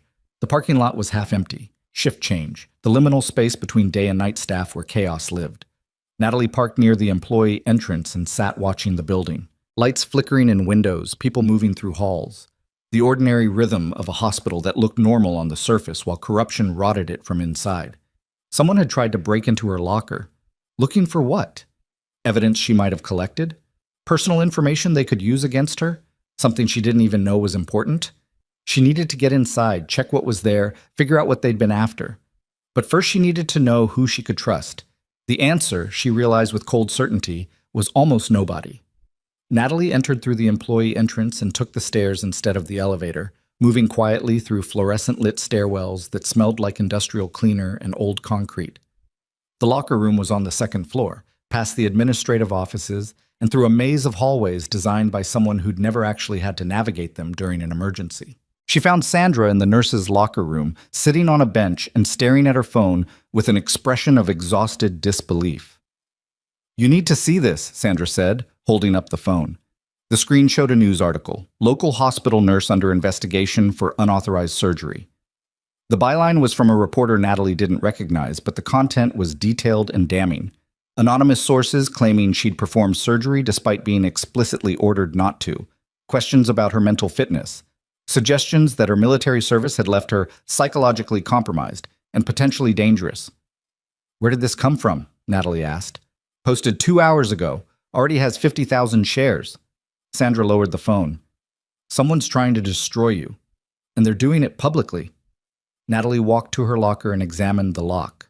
Fresh scratches around the mechanism, shallow gouges where something had been inserted and twisted. They tried to force it but failed. The hospital-issue locks were cheap but surprisingly sturdy. She opened it carefully. Everything looked normal at first. Spare clothes, shoes, the protein bars she kept forgetting to eat. But then she noticed something wrong with the small shelf at the top where she kept personal items. Her old military ID was missing. She'd kept it tucked in the back corner, hidden under a stack of expired insurance cards and old receipts. A physical link to her past that she'd been unable to throw away despite knowing she should. And now it was gone. They took something, Sandra said, watching her. What was it? Something they can use to prove I'm not who I claim to be, that I've been hiding my military background, that I can't be trusted. Natalie closed the locker carefully. They're building a case to discredit me before I can testify. Testify about what? The generator failure wasn't an accident. Someone sabotaged it deliberately, and I'm the witness who can prove it. Sandra's face went pale. You're telling me someone tried to kill patients for insurance money, and you're the only thing standing between them and getting away with it? Something like that. Then you need to leave, right now. Get out of this hospital and don't come back until the federal investigation is over. If I run, they win. They discredit me as unstable, bury the evidence, and next time there's a crisis here, people die because nobody stopped them. Natalie met Sandra's eyes. I can't let that happen. Even if it costs you everything? Especially then. The PA system crackled to life. Code blue, I see you. Code blue, I see you. Both of them moved automatically, muscle memory from years of emergencies. They reached the ICU 30 seconds apart to find chaos spreading like wildfire through the unit. Karen Morrison, the splenectomy patient Natalie had operated on during the blizzard, was crashing. Monitors screaming, nurses scrambling, doctor. Vance already at the bedside calling orders. What happened? Natalie demanded. I don't know. Vance's hands were steady as he checked the surgical site. She was stable 2 hours ago. Now she's in hemorrhagic shock and the wound is bleeding through the dressings. Natalie pushed forward to look. The surgical incision had opened partially, blood seeping through gauze that should have been holding, but the sutures were intact. This wasn't a failure of the surgery. This was something else. Someone tampered with her IV, she said quietly. Everyone froze. Natalie pointed at the IV line running into Karen's arm. Look at the connection point. It's loose. Someone disconnected it partially, enough that she's been slowly bleeding internally without anyone noticing until she went into shock. Vance examined the IV and his face went white. She's right. This wasn't an accident. Call security, Natalie said. Now, and get me a surgical tray. We need to stop the bleeding before she codes completely. They worked for 12 minutes to stabilize Karen Morrison while security locked down the ICU and began reviewing camera footage. When her vitals finally steadied and the bleeding stopped, Natalie stepped back and found her hands shaking with rage. Someone had tried to kill her patient, had deliberately sabotaged recovery to make it look like surgical failure, to discredit Natalie's work and add another death to the disaster toll. Who did this? Sandra whispered. Who would? Someone who wants me gone, Natalie said, and who's willing to murder patients to make it happen. Security found nothing on the cameras. The person who'd accessed Karen Morrison's room had worn scrubs and a surgical cap, kept their face turned away from cameras, and moved with the confidence of someone who belonged there. Could have been staff. Could have been someone impersonating staff. Without a clear shot of their face, identification was impossible. Natalie stood outside the ICU watching police officers interview nurses and trying not to think about how easily someone had walked into a supposedly secure unit and nearly committed murder. Her phone buzzed. Unknown number. Text message. You should have stayed quiet. Last warning. She stared at the screen, ice spreading through her chest. Another message. Check your car. Natalie ran. She reached the parking lot at full sprint, security guards shouting behind her, and found her car exactly where she'd left it. For a moment she thought the message had been a bluff, harassment meant to scare her. Then she saw the envelope tucked under her windshield wiper. Inside were photographs. Pictures of her leaving the diner where she'd met Agent Fletcher. Pictures of her apartment building. Pictures of the small grocery store she frequented 3 blocks away. And a single photograph of Karen Morrison's children playing in someone's backyard, date stamped from yesterday. The message was clear. We know where you are, we know where you go, and we can reach the people you saved whenever we want. Natalie stood in the cold parking lot holding photographs that proved someone had been following her, documenting her movements, identifying vulnerabilities they could exploit. And she realized with terrible clarity that Fletcher had been right. These people weren't going to stop, weren't going to back down, were willing to kill patients and threaten children to protect their fraud scheme and keep their profits flowing. The only question was whether Natalie would break before they did. Her phone rang. Martinez again. I heard what happened at the hospital, the colonel said. The patient who was tampered with. The threats? Donovan, you need to come in. Let us protect you properly. I can't. You can't or you won't. Both. Natalie looked in the photographs in her hand. If I hide behind military protection, they win. They discredit me as unstable, bury the investigation, and keep killing people. I won't let that happen. Then what are you going to do? Natalie thought about the surgeries she'd performed in war zones, the impossible decisions made under fire, the times she'd chosen to fight instead of retreat because retreat meant people died. She thought about Karen Morrison's kids who deserved to grow up with their mother. She thought about every patient who'd trusted her to keep them alive when nobody else could. I'm going to finish this, she said quietly. Whatever it takes. She hung up and walked back into Silver Ridge Memorial Hospital, past security guards and nervous administrators, and the weight of threats that promised consequences if she didn't back down. But backing down had never been in her nature. And whoever was trying to destroy her was about to learn exactly why the military had decorated her for actions taken under fire. Because sometimes the person you underestimate is the one who refuses to break even when everything around them is collapsing. And sometimes that's all it takes to win. Natalie rode the elevator to the 4th floor where the administrative offices were locked and dark, where Gerald Kramer's old office sat empty and waiting for whatever came next. She had a federal investigation to survive, a hospital board trying to destroy her, and enemies willing to commit murder to keep their secrets buried. But she also had something they didn't expect, nothing left to lose, and everything to fight for.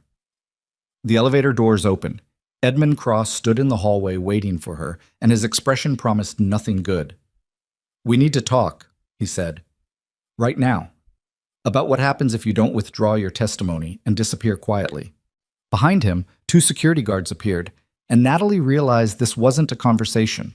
It was an ultimatum. Natalie looked at the 2 security guards flanking Edmund Cross and made a calculation that took less than 3 seconds. They were positioned to block the elevator and the main stairwell. Cross stood between her and the emergency exit at the far end of the hall. The administrative floor was empty at this hour. No witnesses, no help, just fluorescent lights humming overhead and the smell of old carpet. "Your office or here?" she asked. Cross seemed thrown by her calm. "My office. Now." She walked past him without waiting for the guards, heard them fall into step behind her. The office was corner suite, all dark wood and leather chairs that screamed money, with windows overlooking the parking lot where her car sat under pools of orange security lighting. Cross closed the door. The guards stayed outside. "Sit," he said. Natalie remained standing. "What's the ultimatum?" "Smart girl. Always were." Cross moved to his desk but didn't sit either. "Here's what's going to happen. Tomorrow morning, you're going to submit a letter to the medical board withdrawing your testimony from the federal investigation. You'll cite personal reasons, stress, exhaustion, whatever sounds believable. Then you'll resign from Silver Ridge Memorial effective immediately and sign a non-disclosure agreement preventing you from discussing anything that happened here. And if I don't? Then we release information about your military discharge, the psychological evaluation, the PTSD diagnosis you refused treatment for, the real reason you left the service, not exhaustion, but a complete mental breakdown after you froze during surgery and a patient died on your table." The room tilted slightly. Natalie kept her face absolutely still. "That's not what happened." "Doesn't matter. We have documents that say it did. Medical records, witness statements, incident reports, all properly filed, all legally obtained." Cross smiled without warmth. "Your heroic combat surgeon narrative disappears overnight. Suddenly, you're an unstable veteran with psychiatric issues who performed unauthorized surgery during a crisis. Every life you saved becomes evidence of reckless behavior.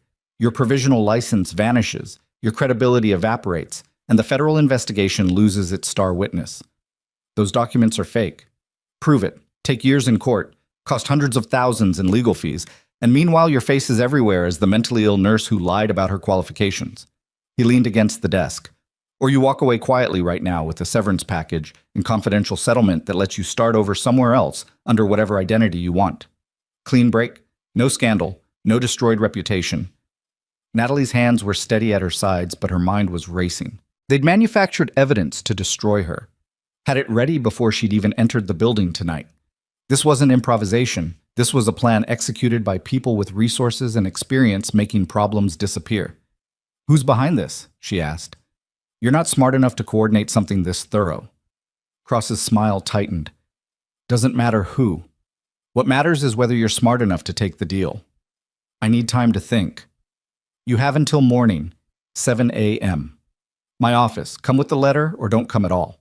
He gestured toward the door. "We're done here." The guards escorted her to the elevator in silence.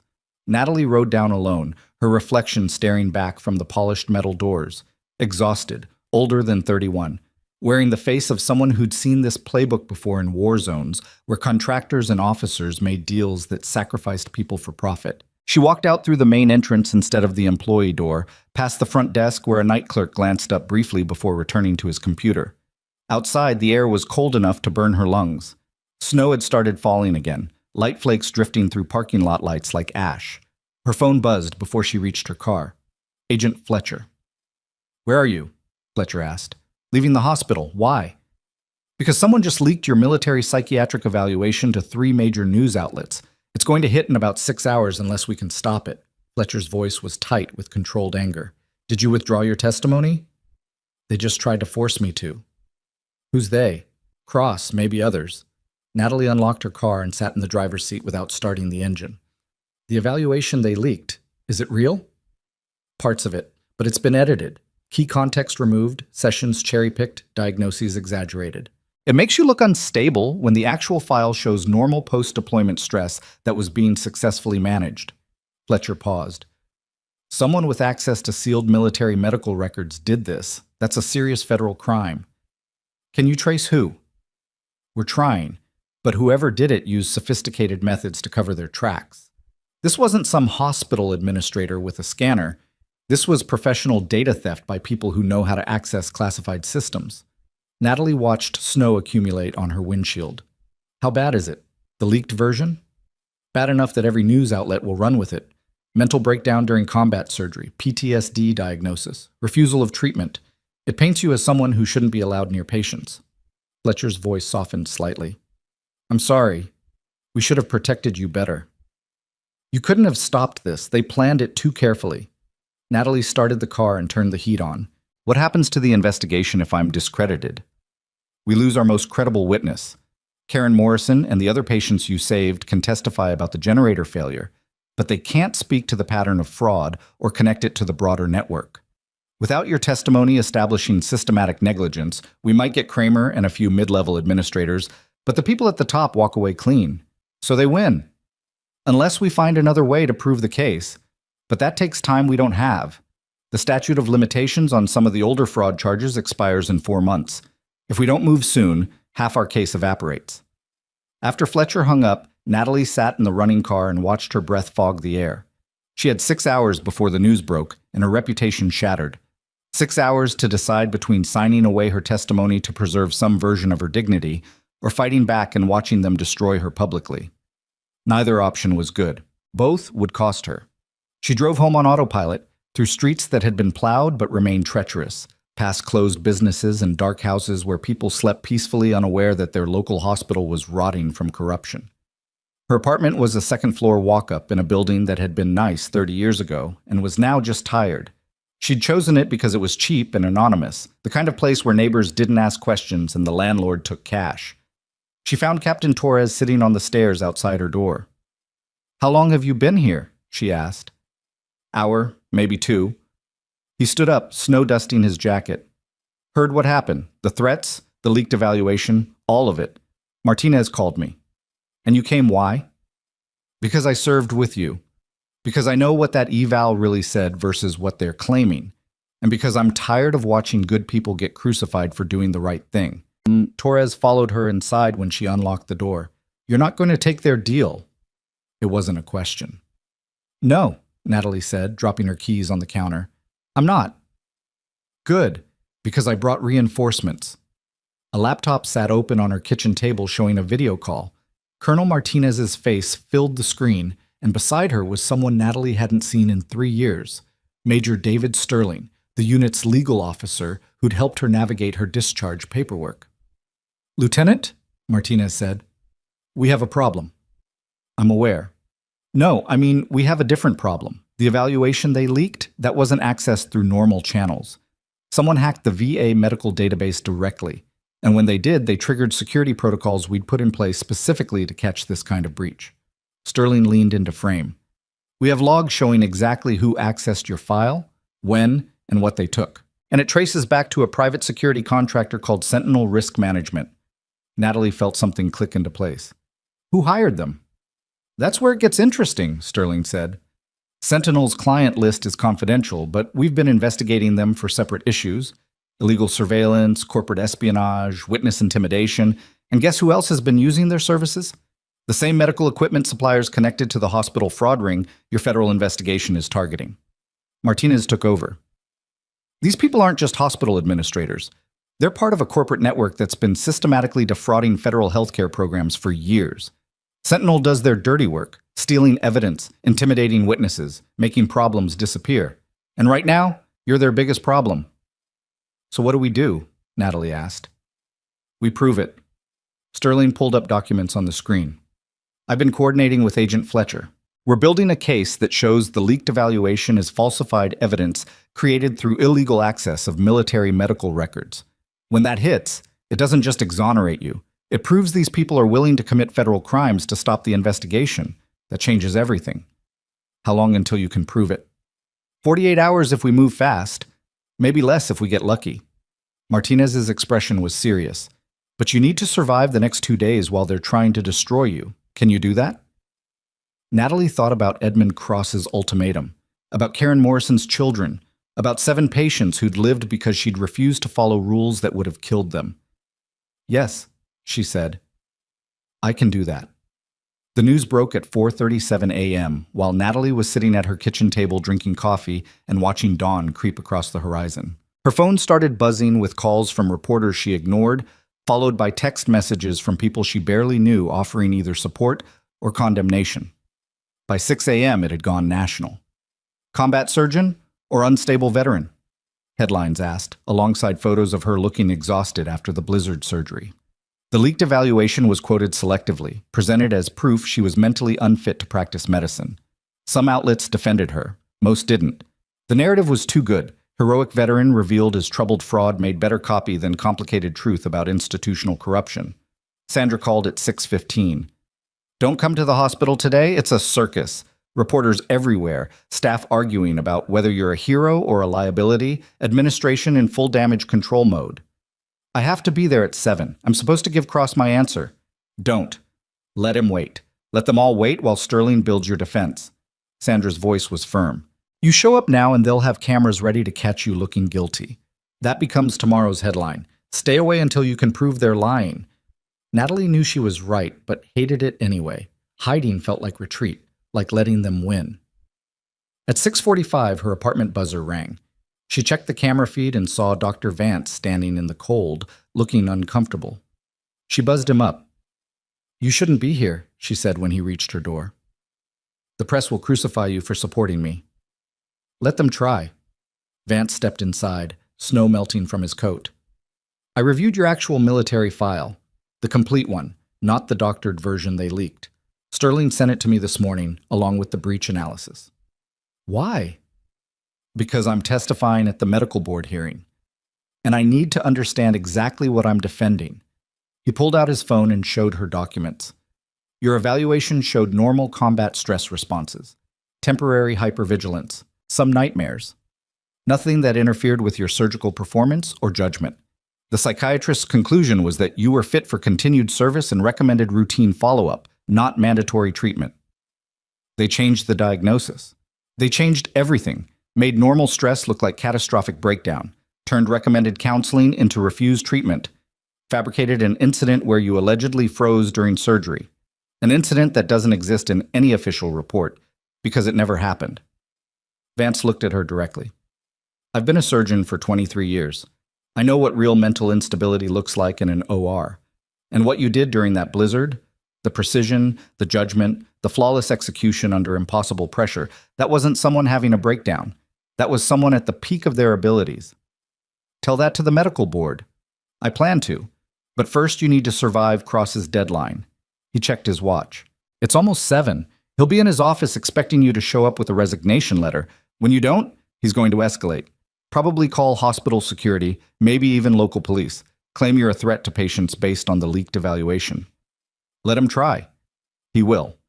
And the press will eat it up. Unstable veteran removed from hospital by police makes great footage. Vance pulled out an envelope. So I brought this.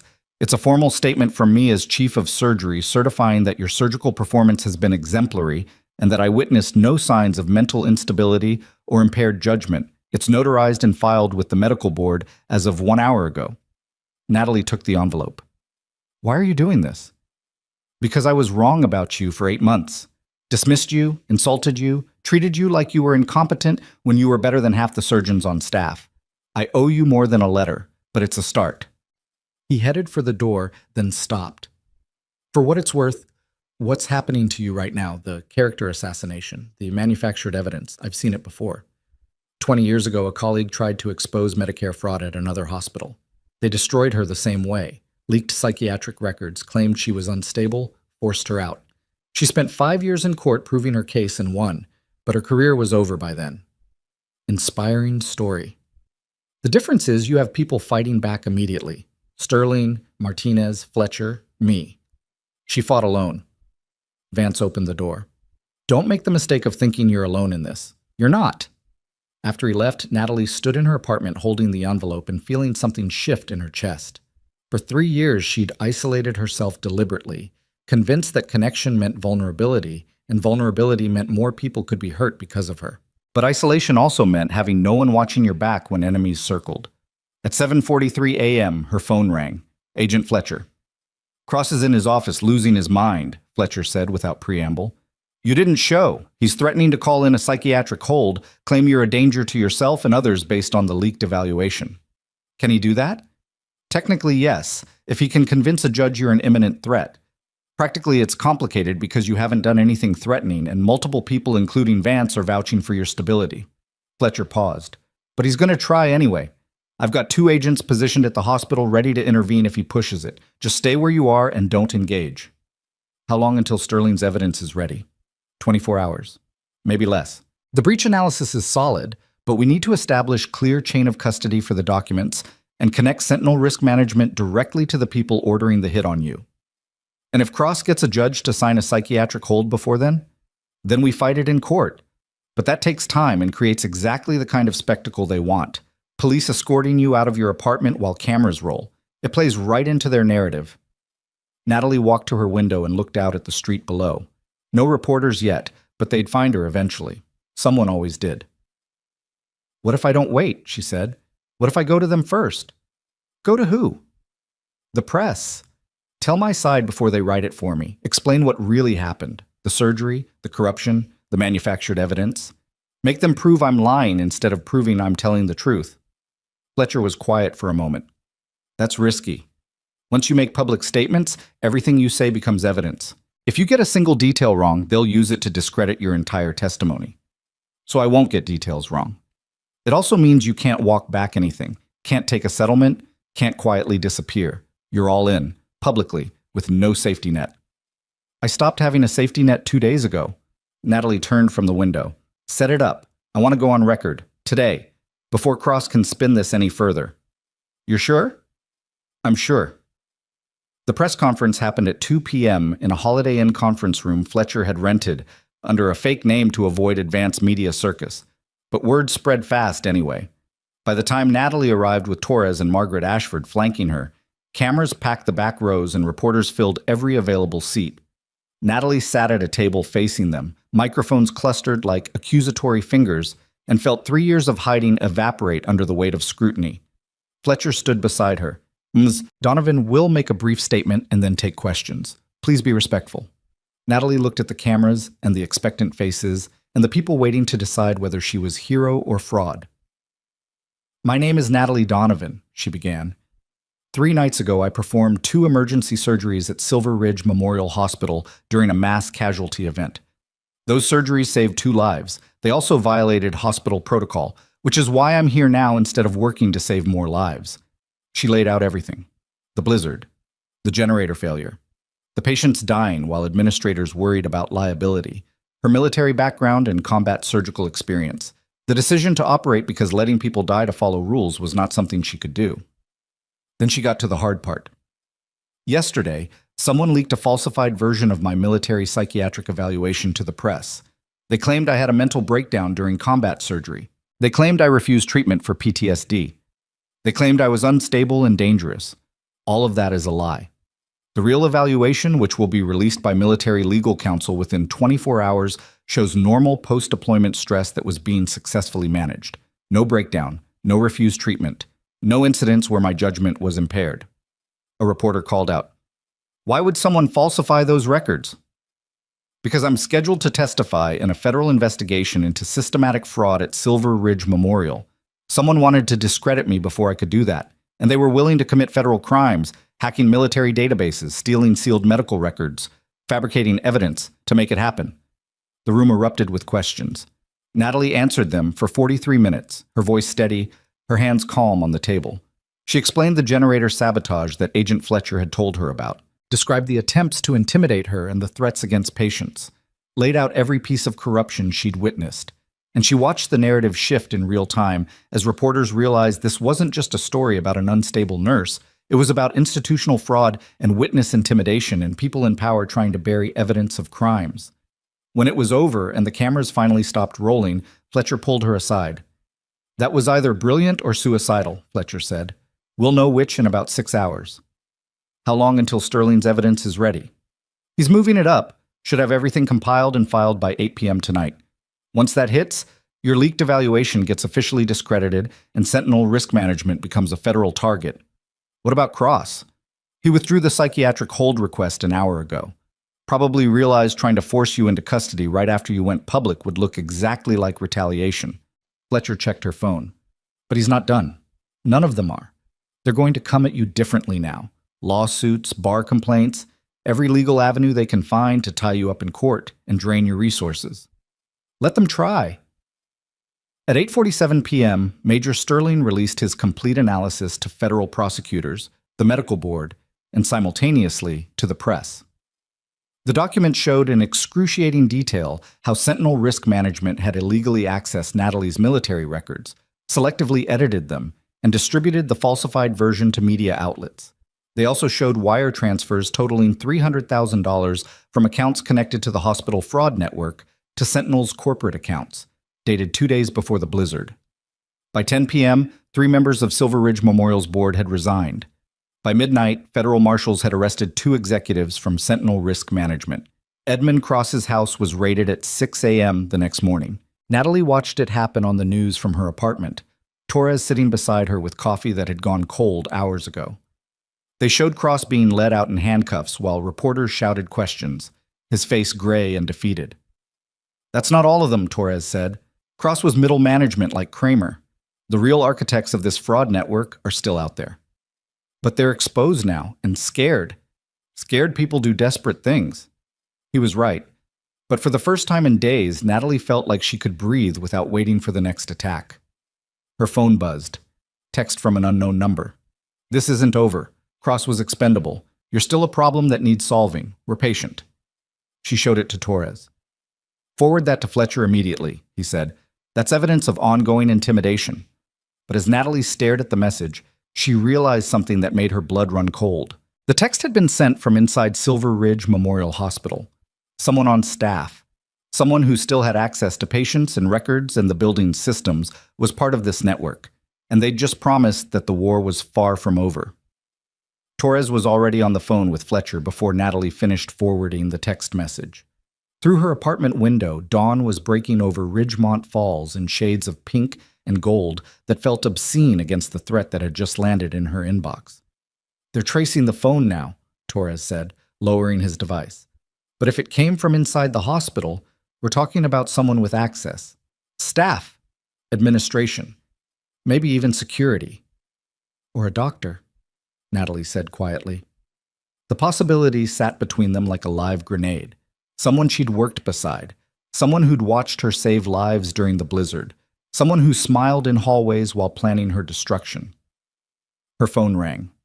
Vance. Where are you? He asked without preamble. Home. Why? Because someone just tried to access Karen Morrison's medical records remotely. The system flagged it as suspicious and locked them down, but whoever it was knew her patient ID number and had legitimate credentials. His voice was tight. They're going after your patients again. Natalie was moving before he finished talking, grabbing her jacket and keys. I'm coming in. No, stay away. Fletcher's people are already here and hospital security is checking every entry point. If you show up now and something happens, they'll blame you for triggering it. I'm not hiding while someone threatens my patients. Then you're an idiot. Vance's voice softened slightly. I've got security outside Morrison's room. The other patients you operated on are being moved to a secure wing. You coming here doesn't help them. It just puts you in the same building as whoever sent that text.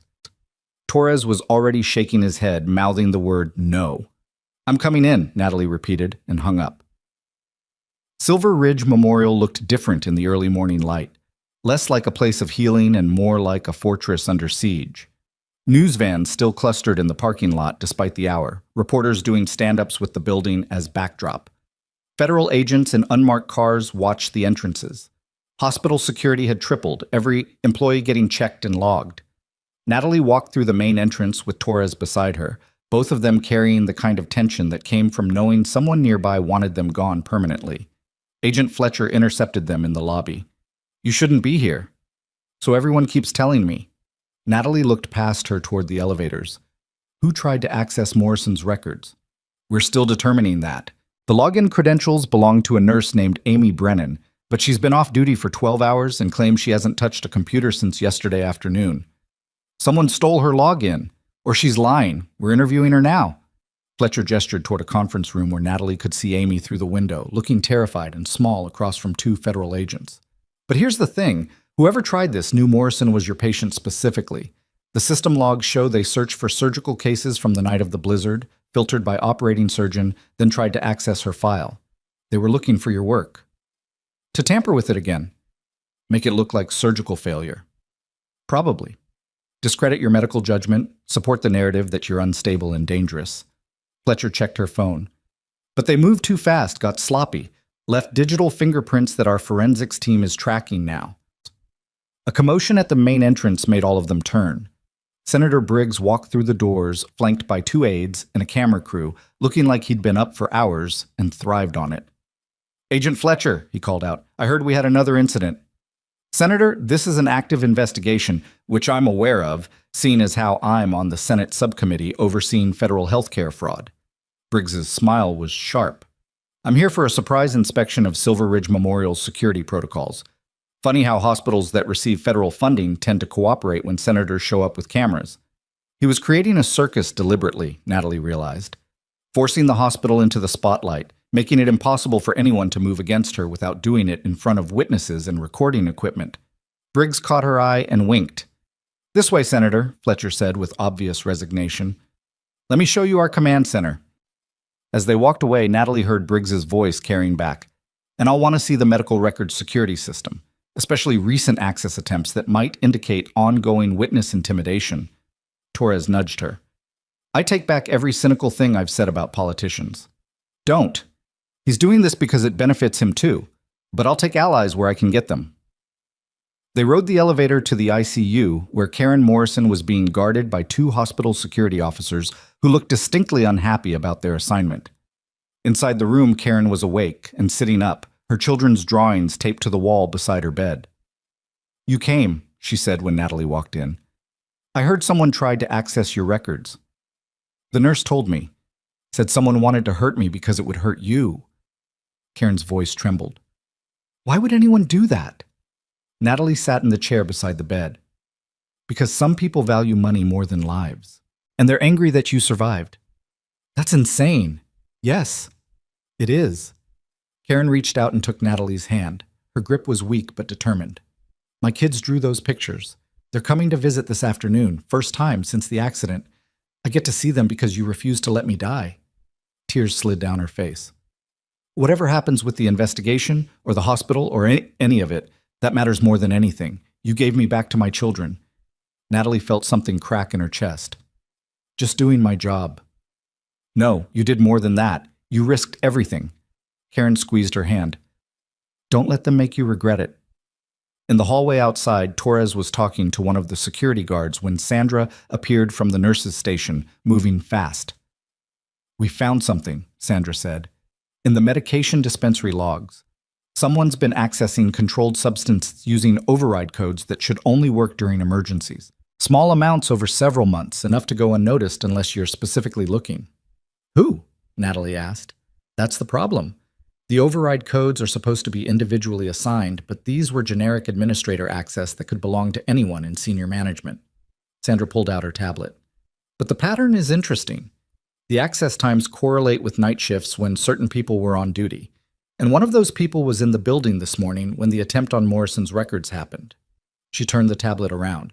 The access pattern highlighted one name that appeared consistently: Dr. Helen Marsh, Vice Chief of Medical Staff and Edmund Cross's second-in-command. Natalie felt ice spread through her stomach. Marsh was 58, respected, had been at Silver Ridge for 20 years. Served on hospital committees, mentored residents, gave speeches about medical ethics. "Where is she now?" Torres asked. "Her office. Been there since 6 a.m. according to badge logs." Sandra's expression was grim. "I already told Fletcher's people. They're moving to intercept." They reached Marsh's office to find the door locked and lights off inside. Security override got them in, but the room was empty, computer still warm, coffee cup half full, coat hanging on the back of the door. She'd run. "Lock down the building," Torres snapped to the security guard. Nobody leaves until we find her. But Natalie was already moving, running back toward the stairwell, because if Marsh had fled, she wasn't heading for exits that were being monitored. She was heading for somewhere she could hide or somewhere she could leverage. The generator room. Natalie hit the stairwell at full speed, taking stairs 2 at a time down toward the basement levels where maintenance and mechanical systems lived in dim concrete spaces that smelled like machine oil and old dust. Behind her, she heard Torres shouting into his phone, calling for backup, but she couldn't stop. The generator room door was ajar. Inside, Dr. Helen Marsh stood beside the main control panel with a laptop open and cables running to the system interface. She looked up when Natalie entered, and her expression was almost sad. "I was hoping they'd catch you first," Marsh said. "Make this simpler. By killing patients when the generators fail again? By creating chaos. Another disaster where people die and the hospital's liability becomes untenable. Insurance pays out, federal investigators get buried under wrongful death lawsuits, and the fraud network survives intact." Marsh's hand hovered over the laptop keyboard.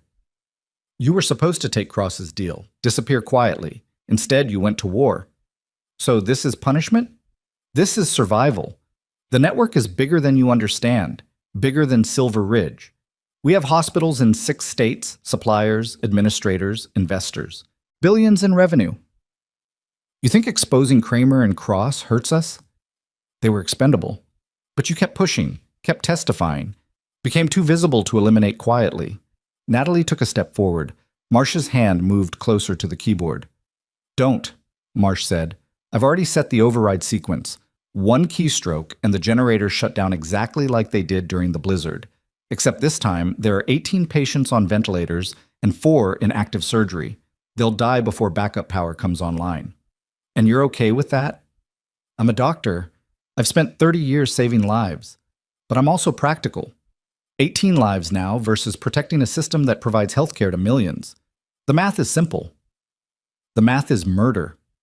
Torres appeared in the doorway behind Natalie, his weapon drawn but not raised. 2 federal agents flanked him, waiting. "Dr. Marsh," Torres said carefully, "step away from the computer." "Or what? You'll shoot me? In a hospital basement where a stray bullet could rupture steam pipes or damage electrical systems?" Marsh smiled without warmth. "I don't think so." "Then we wait," Agent Fletcher said, pushing past Torres into the room. "We seal this room and wait until you realize there's no way out that doesn't end with you in prison." "You don't have time to wait. I've already started the shutdown sequence. 45 seconds until the generators begin failing, 70 seconds until people start dying." Marsh looked at Natalie. "Unless you're willing to make a deal, you withdraw your testimony completely. Sign documents recanting everything you've said about fraud and corruption. Take full responsibility for unauthorized surgery and accept termination with prejudice. Do that, and I'll abort the shutdown." The room was absolutely silent, except for the hum of generators and the quiet tick of Marsh's laptop counting down. "You're bluffing," Natalie said. "You're a doctor. You took an oath." "So did you. And you broke hospital policy to honor it. I'm just applying the same logic." Marsh's finger hovered over the abort key. 30 seconds. Choose." Natalie looked at Torres, at Fletcher, at the laptop screen showing systems preparing to shut down, at Helen Marsh's face that showed neither rage nor guilt, just cold calculation. And she made a decision that felt like stepping off a cliff. "No," Natalie said. "What?"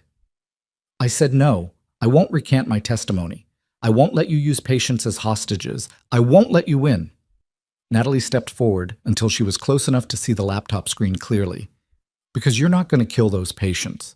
You were right that I broke policy to save lives, but you're wrong if you think you're capable of deliberately ending them. You've been a doctor too long. It's not in you." "You don't know that." "I do, because I've seen combat surgeons crack, seen people reach the moment where they can't reconcile who they are with what they're being asked to do. You're at that moment right now, and you're hoping I'll give you an excuse to step back without admitting you were never really going to press that key." Marsh's hand was shaking. The laptop showed 15 seconds. "I can do this," Marsh said, but her voice cracked. "Then do it. Press the key. Kill 18 innocent people to protect a fraud network. Become exactly the kind of monster you've spent 3 decades swearing you'd never be." 10 seconds. Marsh's face was gray. Sweat beaded on her forehead.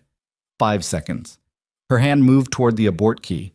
Fletcher lunged forward and grabbed the laptop, yanking it away. Torres and the other agents were on Marsh immediately, pulling her hands behind her back, reading rights she didn't seem to hear. The laptop screen showed the shutdown sequence aborted with 2 seconds remaining. Natalie's legs gave out and she sat down hard on the concrete floor, shaking. Torres crouched beside her. That was either the bravest or stupidest thing I've ever seen. I'm going with stupid, Natalie managed. Definitely stupid. She could have pressed it, but she didn't, because she was still human under all the corruption. Still a doctor who couldn't quite bring herself to cross that final line. Natalie looked up at Marsh being led out in handcuffs, weeping now, the facade completely shattered. That's the difference between people like us and people like them. We know where the line is, and we don't cross it even when it costs us everything. The arrests came fast after that. Federal agents executed warrants on 17 people connected to the fraud network across 3 states. Hospital administrators, medical equipment suppliers, corporate executives from Sentinel Risk Management. The investigation that had been building for months suddenly had everything it needed: evidence, testimony, and a failed attempt to kill patients that proved how far these people were willing to go.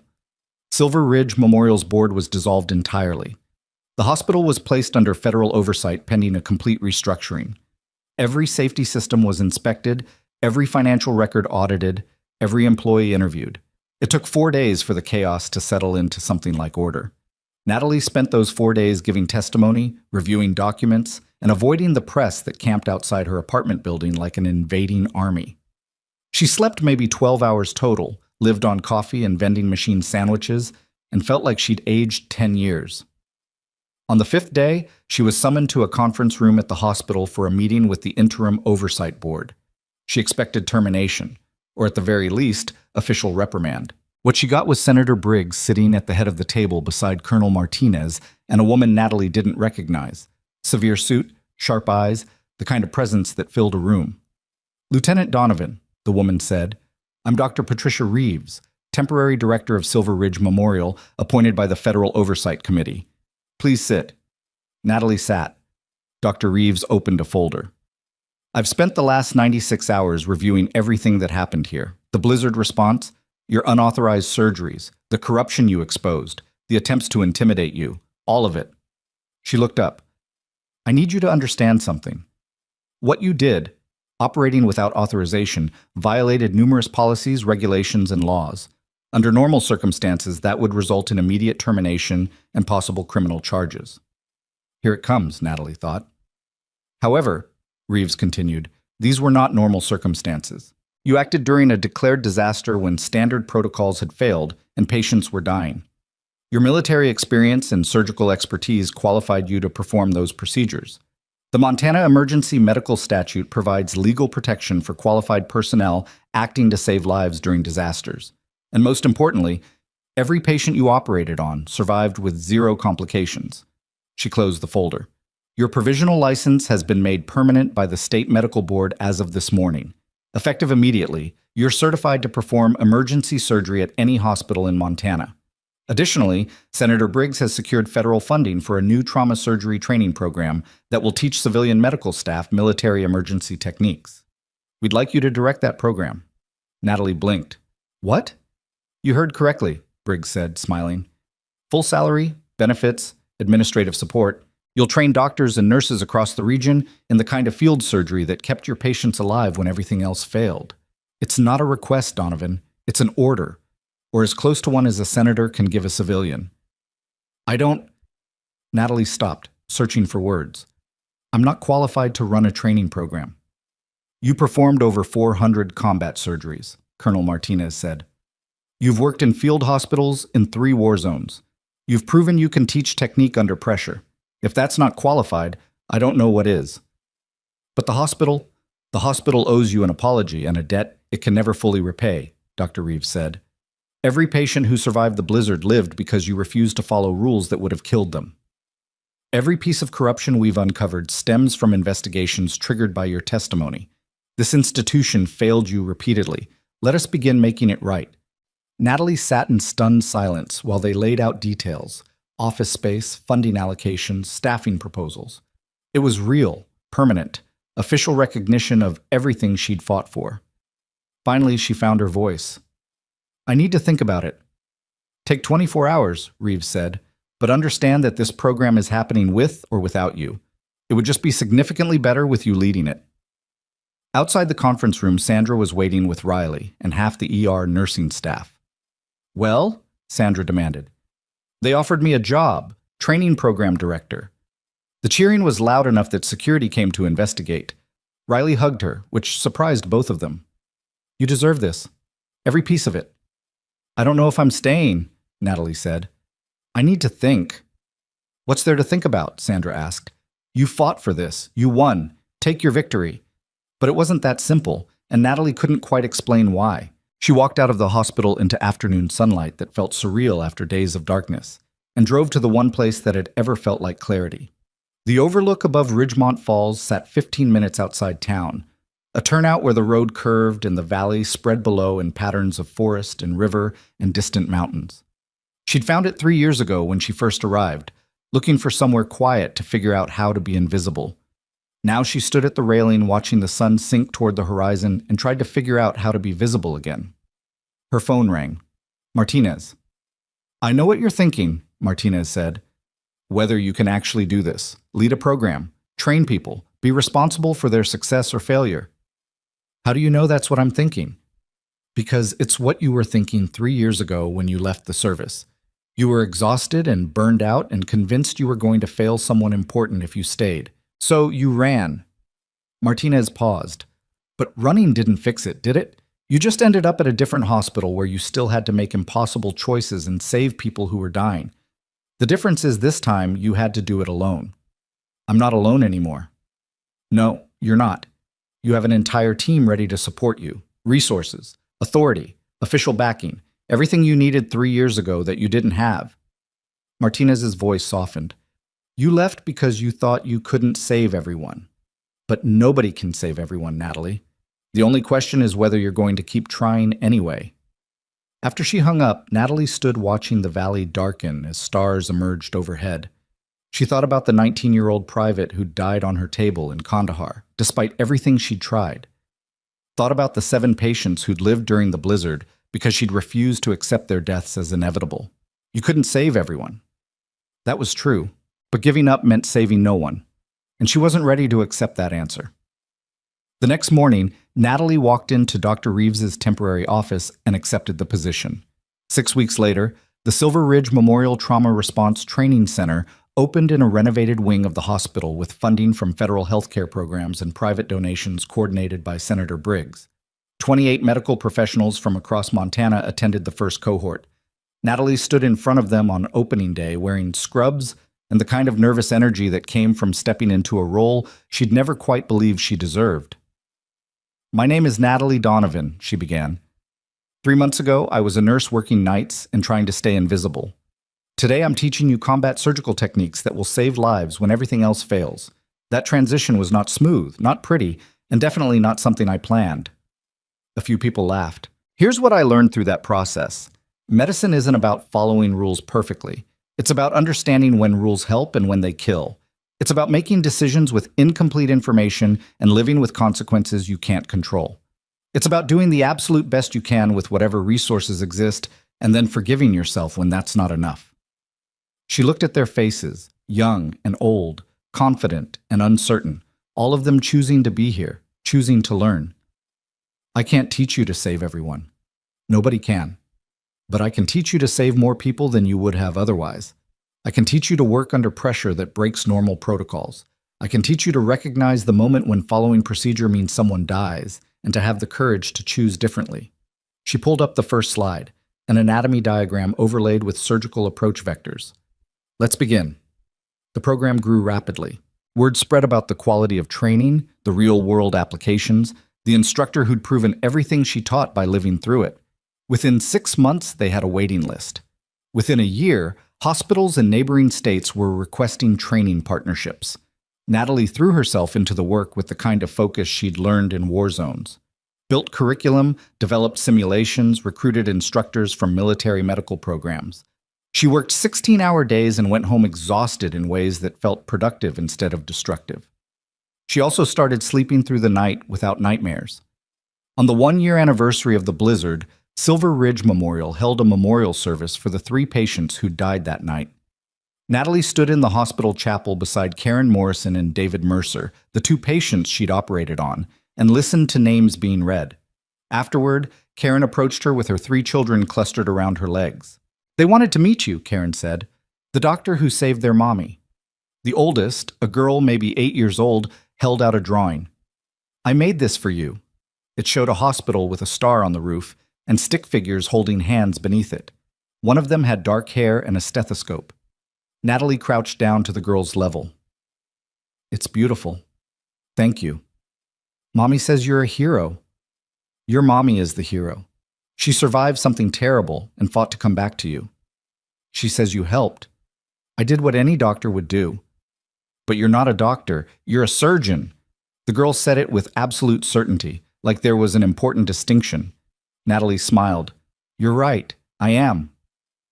Later that evening, she stood in her office at the training center looking at the drawing now pinned to her bulletin board. Beside it was the letter from the state medical board making her license permanent, her military commendations, a photo of the first training cohort on graduation day, evidence of a life that had stopped being about hiding and started being about building something that mattered. Dr. Vance knocked on the open door. "Got a minute?" "Always. What's up?" "I wanted to tell you first. I'm stepping down as chief of surgery. The board offered me a position developing emergency protocols for the entire hospital network, and I'm taking it." He paused. "I recommended you as my replacement." Natalie stared at him. "I'm not even technically a surgeon here. I run a training program." "You're the most qualified trauma surgeon on staff, and everyone knows it. The board will offer you the position next week. I'm telling you now so you have time to figure out how you want to respond." "I don't know if I'm ready for that." "You weren't ready to operate during the blizzard either. You did it anyway because it needed doing." Vance smiled slightly. "That's what leadership is, Donovan. Doing what needs doing even when you're scared. You've been doing it all along without the title. Might as well make it official." After he left, Natalie sat in her office and thought about trajectories. How 3 months ago she'd been hiding behind a nurse's title, and now people wanted to make her chief of surgery at a hospital that had tried to destroy her. Her phone buzzed. Text from Torres. "Heard about Vance's offer. Take it. You've earned it. Also, drinks tonight? I'm buying." Another text from Sandra. "If you don't take that chief position, I will personally drag you into the OR and make you explain why you're being an idiot." And then a third text from Colonel Martinez. "Proud of you, Lieutenant. Not for the promotion, for building something that will save lives long after you're gone. That's real impact." Natalie looked at her reflection in the dark window, seeing someone who'd stopped running and started fighting back. Someone who'd been underestimated and written off and threatened, and had refused to break. Someone who'd learned that strength didn't mean never being afraid. It meant being afraid and choosing to act anyway. She picked up her phone and texted Dr. Reeves. "About the chief position. Let's talk details." 3 years ago, Natalie Donovan had walked away from military medicine convinced she'd failed, convinced she couldn't keep making impossible choices, convinced that staying invisible was safer than being seen. She'd been wrong about all of it. Because sometimes the person you underestimate is yourself. And sometimes the greatest act of courage is letting yourself be seen, scars, doubts, failures, and all, and trusting that you're enough exactly as you are. The hospital lights flickered on in the darkness outside her window, steady and bright. Emergency generators hummed in the basement, properly maintained now, ready for whatever disasters came next. And Natalie Donovan, combat surgeon, whistleblower, survivor, leader, sat in her office planning tomorrow's training session and felt something she hadn't felt in years. Hope. Not the naive kind that expected everything to work out perfectly, but the earned kind that came from surviving the worst and discovering you were stronger than you knew. The kind that whispered, "You made it through, you're still here, and there's still so much work to do." She smiled in the darkness and got back to work. Because people needed saving, and she'd finally learned how to save herself first.